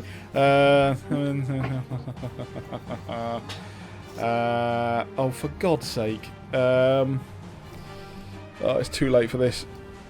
This is why I use D&D Beyond. Just use the D&D roller, mate. 23 points of slashing damage. That's not the right roll. Sorry. I'm doing this two-handed, aren't I? I see the vein bulging in your head. Yeah, I'm doing this two-handed because I haven't got my shield out. Try again. For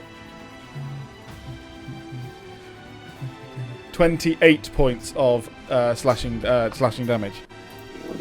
28 points of slashing damage as you just go twice on sort of the upper thigh and the lower stomach of this sort of bulging ogre stomach, and gore, guts, stuff just starts to bleed all over the place now, and you can see the ogre start to sway slightly. Does he look fucked after that? Oh yeah, absolutely. This thing's about to drop.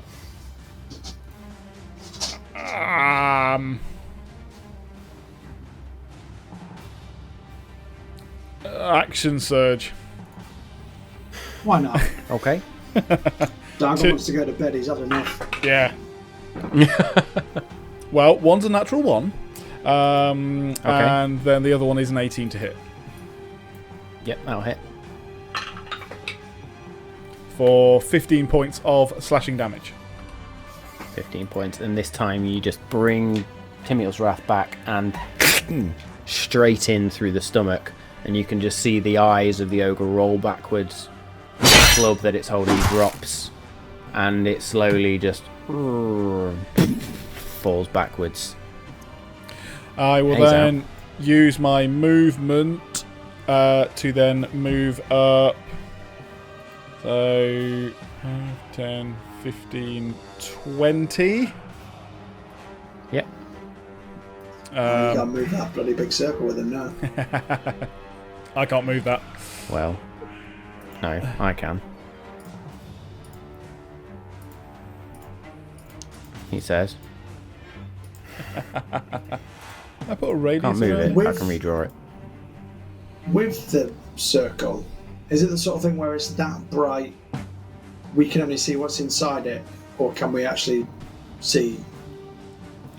So it's basically what Timiel's Wrath does is it emits 40 foot of bright light, and then beyond that is another 40 foot of dim light. It's just so basically a lighting you can effect. all see. Yeah, you can just see this like bright light moving across the field.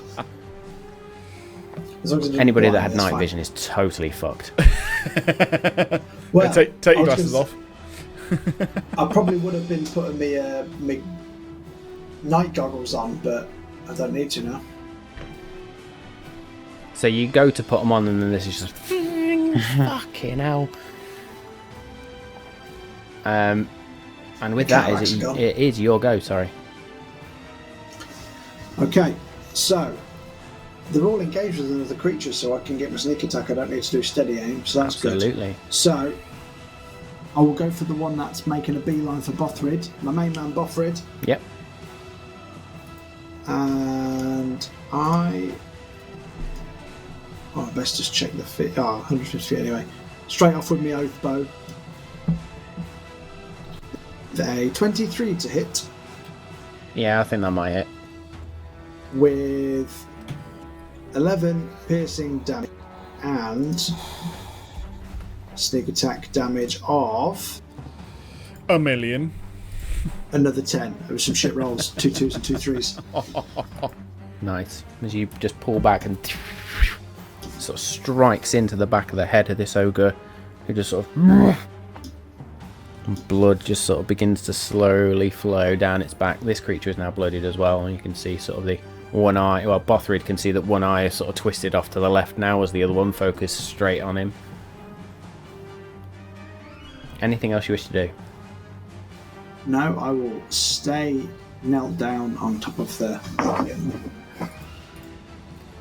Okay, guard 1 now is going to 5, 10, 15, 20, 25. No. Pull out its sword, and I think I got the stats wrong on the first time. In fact, no, ignore I me. forgive you. So that is gonna miss because it's a 10 to hit. So he just runs up there and then goes to swipe, and in his nervousness just misses straight between the ogre's legs, hits the floor, and then just looks up nervously. Guard 2 is going to take out a dagger, and is just gonna wing it towards D, which 5, 10, 15, 20 is going to be at disadvantage. So I'm going to have to roll that again because I don't know what the first one was. Okay, no, that's still going to hit. So that's going to hit with a 16. Not a lot of damage. 5 points of piercing damage to D. However, D is swaying on its feet at this point as this dagger just... And from 2's height, it just hits it, sort of lower thigh, almost in the groin. You can just see the ogre's eyes sort of go cross-eyed for a minute. Right in the feelers. And then it's Bothrid's turn. Bothrid, now being up close and personal, is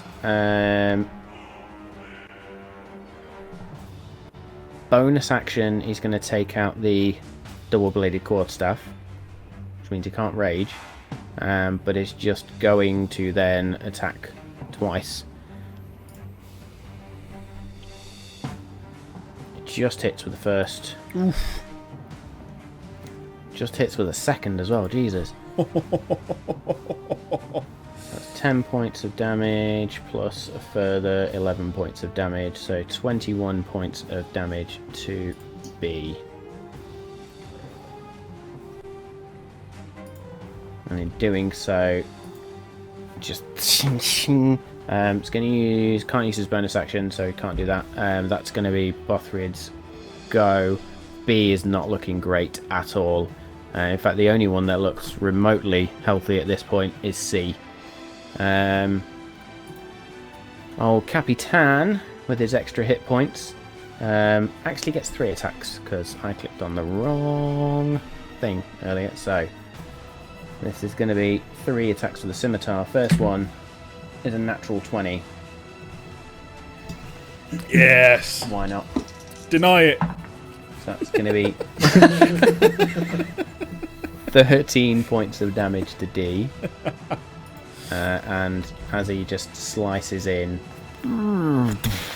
takes out D, spits on it, yells huzzah, and is then going to go 5, 10, 15, 20 to C, and he's going to make his further 2 attacks. That second one's going to hit, and the third one's going to hit. So we're going to go. That is when I can see what I rolled. 6. That's 12 points of damage to C. That is going to be the old Capitan's go. Kirik.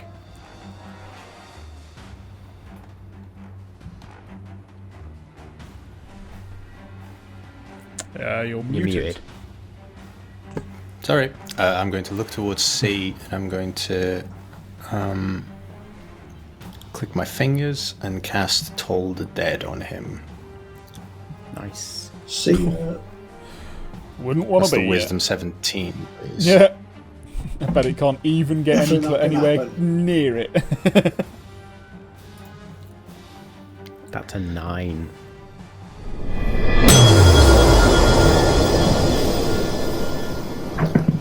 Sounds out, Okay. and the ogre just sort of. Go on then. Damage. Collapses. I rolled great on the first one. I rolled really bad on the second. That's 12 points of damage.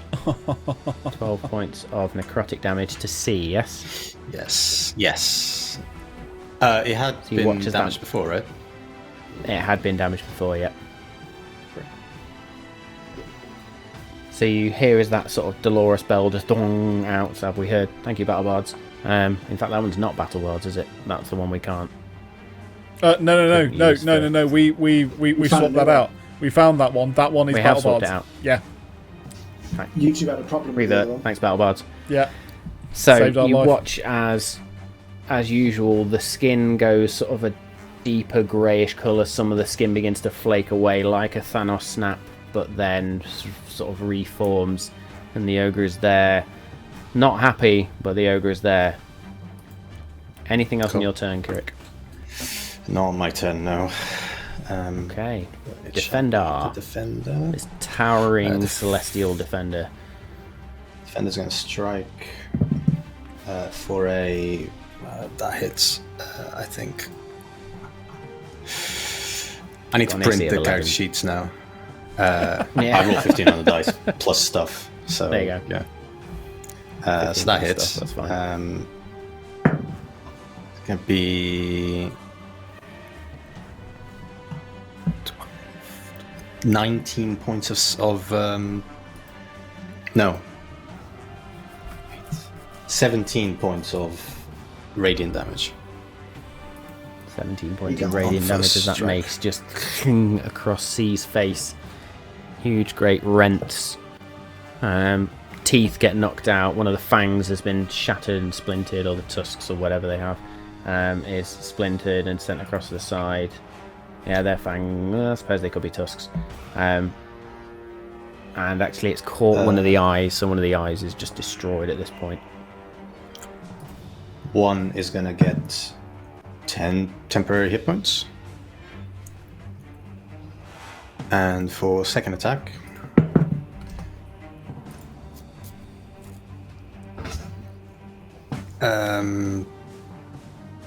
that's an 18 to hit. That'll hit.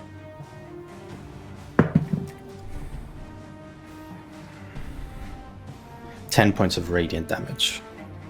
10 points of radiant damage as that mace comes back across the other side and catches it in the neck and catches for a second, and you just see the defender pull, dislodging some of the neck, and just this huge great of blood, and blood sort of spatters all over guard one there, and he's just like, oh, you fucking hell, man.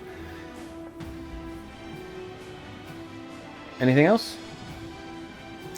That'll be that. Okay.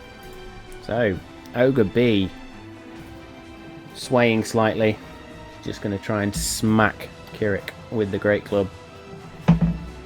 That's Bothrid, a you mean? 2. That misses, so just as Bothrid just sort of steps to the side. Yeah, not Kirik, Bothrid. Yeah, slams into the ground. C is going to try and strike the puny guard 1. That one might hit. That's a 23 to hit. That's then going to be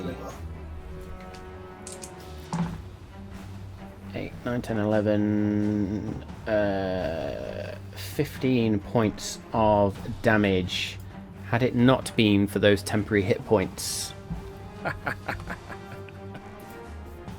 2 or 1 would be out right now. You can see as the club sort of smacks down, there is this it's almost like breaking glass around 1, but this black sort of shimmering effect of this, and it just sort of shatters around him, and then the club goes in, and you can just see this huge great welt begin to show up on the guard's head. That is the ogre's Dargon. I will continue my run forwards. 5, 10, 15. Booming blade to the face. For a 23 to hit. So that is 18 points of slashing damage, 1 point of thunder. And as you cut across with Timiel's Wrath again, you almost slide on your knees and just hamstring this creature, but in doing so you actually go a bit further than you thought, and one of the legs just flies off, and the ogre drops and just rolls dead.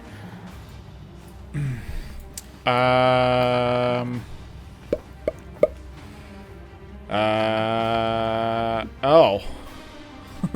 Yeah, there's not much else you can do over there. Yeah.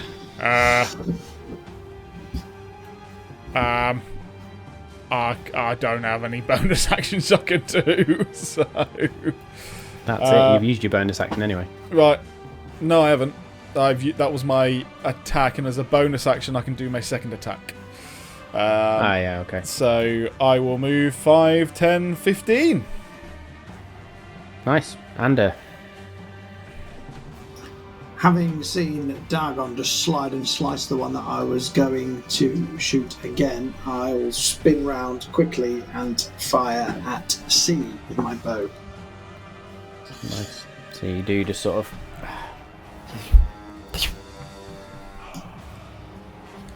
Oh, cock. 10 to hit. The only number that as can't. you spin, just sort of... and it just flies off wayward, and you sort of look to Dargon like, really? What? Anything else you wish to do on your turn? That one counted as mine. I don't think there's any point giving anybody any inspiration, because we're dealing with these pretty well, actually. So... ooh.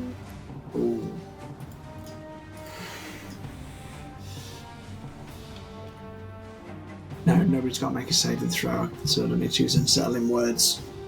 No, I'm okay. Okay. I'm good.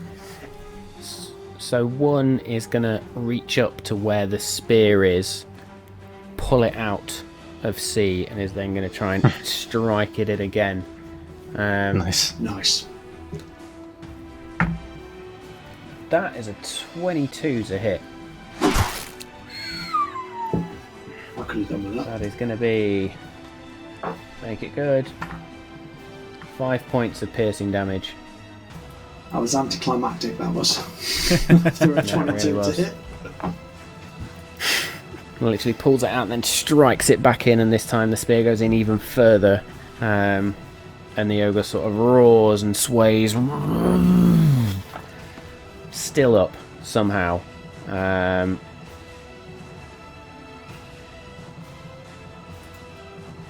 guard 2 is going to have to move because he's got nothing else to throw. He's going to go 5, 10, 15, 20, 25, 30. Just gets there. And he's just going to stab forward with the sword. Misses. Not a fucking 2.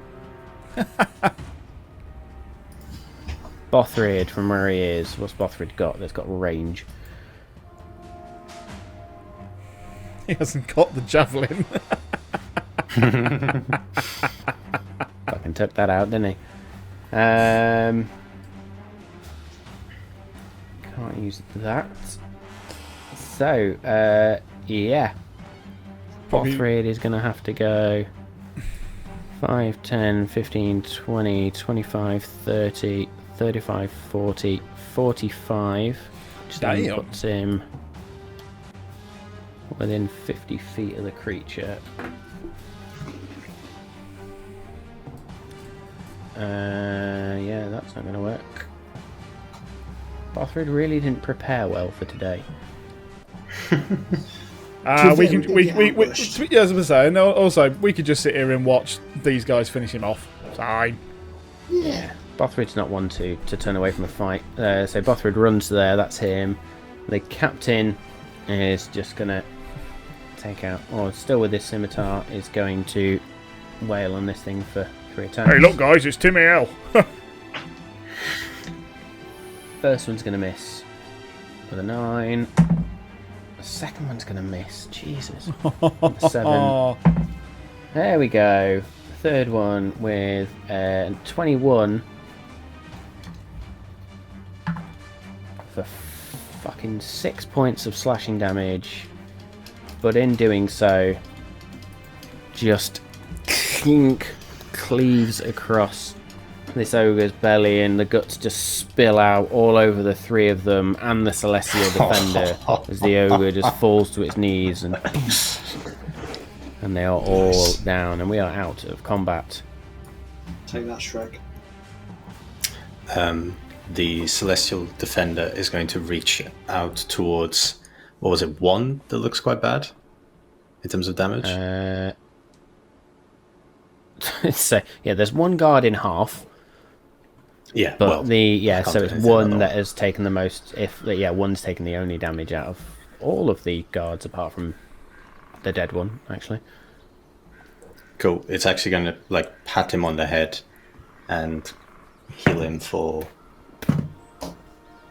That's pretty good. 16, 15, 20 points of healing. Nice. Okay, he's back up to full health. I was going to say. That's insane. So his wounds just sort of heal up. And as that sort of happens, he looks now up to this celestial defender and turns back to you guys. You need a job? No, doing too much other stuff. Yeah. We don't get paid for the one we currently have. You did well though, guys. Well done. Dargon, can you turn that At bloody this lights point, off? Yeah, sorry. I'll put the sword away. It goes completely dark. it does, and with that, everybody's a bit like.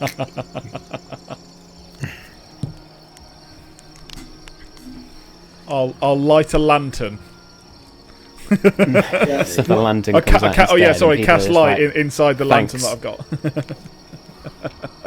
Cool. So you all sort of return, pick things up. Bothrid goes and collects his javelin of lightning and yanks it out of the ogre. Use parts of his sort of attire to wipe off the ogre blood. Oh, good to have this back. Yeah. These guys weren't going to leave well enough alone, unfortunately. They're ogres, if you don't know, and they like our stuff, and they don't know when to run away. Good fighting, though, guys. Poof. The captain turns. Don't look at us. You did. Yeah, okay, we took a couple of them down, but without you, I'd be like Jimmy over there, I think. Not sure what I'm going to tell Sorry his about mum. him. There's nothing we Yeah, can well. do for him, I'm afraid. This stuff happens. The road's dangerous. Jeff, Probably go not in tell there. his mum You know what to do, exactly just, happened. I'd We'll, Collect it up probably and bag him. dull it down a bit. Yeah, so, well, I'm not sure how to... Well, how do you explain that your son's in half?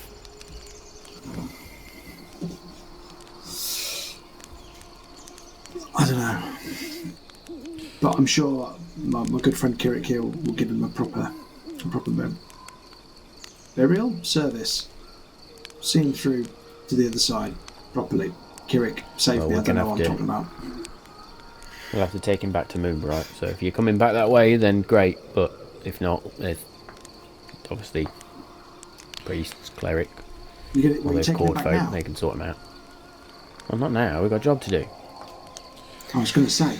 We need to get to the guild. Captain, Post him. Captain, if you don't mind, we'll join some of your soldiers on watch. One of yours, one of ours. This Sounds wouldn't good to me. happen, How about Dargon, you and me, if big man? We'll hadn't take first one. Yeah. have given up your hammer. Just saying. Oh, well, cheers, Ander. Thanks for offering to be the first watch, then. Night-night. Yep. Jimmy would have still been alive or something. All right, me and you then, pretty boy. And I'll so move the up to rest, everybody sort of carry on. I'll move up to the Celestial Defender, and I'll say, it only speaks Celestial, which I don't speak, therefore I don't understand it, but it understands me. So there's that. Like any I'll Englishman say- on holiday in Spain. I know I don't, but Just point and shout. I think Ander Loudly. speaks Celestial. Don't you speak Celestial, Ander? No, I speak Abyssal. Oh right, yeah, I speak that as well. Anyway, I'll move to the Defender, and I'll say, thank you for coming to our aid. It was, I was trying to do that for a while. I'll try not to disturb you all as that often, but it was a pleasure having you on our side. And he turns and looks down at you, and just to steal an idea totally from certain TV shows, which is now finished, but I love, just speaks to you in a language, and it just comes out as Lo Ro Ta Be Ah. And then it's gone. I'll stop concentrating on the spell. hey, Kirik, What did he say? was that? I mean, What did he say? did that look No like idea. remotely similar to how Timiel looked to us, but I know Timiel's fallen, but any resemblance? It's sort of. Hey, Kirik. The How the hell defender you- that appeared, the wings were black Yeah. and Have very you been able to do that bird-like. this whole time? The hell was that, Kirik? That was awesome. Well, I've been studying, and that was something that I had the ability to, but I needed this, and I'll show the reliquary, which is something that I am thinking of collecting and, well, putting together, because I want to go to, eventually, I want to go to Delhiwen and set up a temple to her. Isn't that the I'm place sure they that did? got They down really did. well. They distinctly didn't want one. Yeah. It is. Yeah, well, sounds mean, right up our alley. We'll fit in lovely. We've done stupider things, haven't we? So Yeah, we I'm all really for it. have. I tell you what, yeah, you're probably right. We're right. I'm Anything I going. want to understand why what happened. And It's only Maybe run we- by a vengeful elf who wants to kill somebody for the death of his son. I'm sure it'll be really accommodating to you trying to force a religion on him. yeah, Right. that That is, silver tongue of boys. yours. Are we watching or are we sleeping? Do you boys Oh. want a moment? Yeah, Watching. Well, I'm sleeping. I'm going to sleep. And stay awake. You and me, pretty boy. Okay. Up on the wagon. Okay. Should we play rock, paper, scissors to keep us amused? I'm good, thanks. I'll let you play with your own rocks, mate. I'll play with myself. And the other guards just sort of bed down, and the rest of the night passes. You wake, sort of, Andy, you go and wake another member of your party, while the guard the captain goes and wakes one of the guards, and the rest of the night passes with little to no events. And then in the morning you sort of all enjoy a very quick light breakfast, sort of looking around at the corpses of the ogres, which are now starting to attract flies and other things, and you think, yeah, let's move on. And very quickly you're on your way. And to end the episode, I will say that the day is uneventful. You make your way up to the mountains, and the air is a little bit cooler, but the sun is still bright. There's still that chill in the air, because we're sort of moving out of winter into spring a little bit now. And you then start to see the familiar village of Glen Tuag before you, and beyond that, the rising walls of the Maltmaster's Keep. And that is where we will end for tonight. So, slightly longer than I planned. I do apologise for that to both my players and to you viewers, but I think the ogre encounter was a little bit of fun. And worth it for those very piss-poor perception checks. But thank you all again for joining us. Thank you for joining us in the Crucible event, the bits that have happened after. Anders made some more enemies. Dargon's got an old ally back. New ally, however you want to read that. Kirik's just collecting knowledge and lore left, right and centre, but we are steadily progressing through this campaign and through all the plot points. So thank you to all our tools once again. If you want to hear them, go back to the beginning, but a huge shout out to Battle Bards. You heard the sound effects, they are amazing. Go and use them. Use the discount code that we showed you at the beginning. May pop up on screen, we never know. We'll see what happens. There you go. Slight hints to my Mr. Wizard in the background there, and he gets it. So use the code MortalMagic, get yourselves a cheeky discount. With that, we've been the Mortal Magic crew. This has been episode 41. We will see you next week. Thank you very much.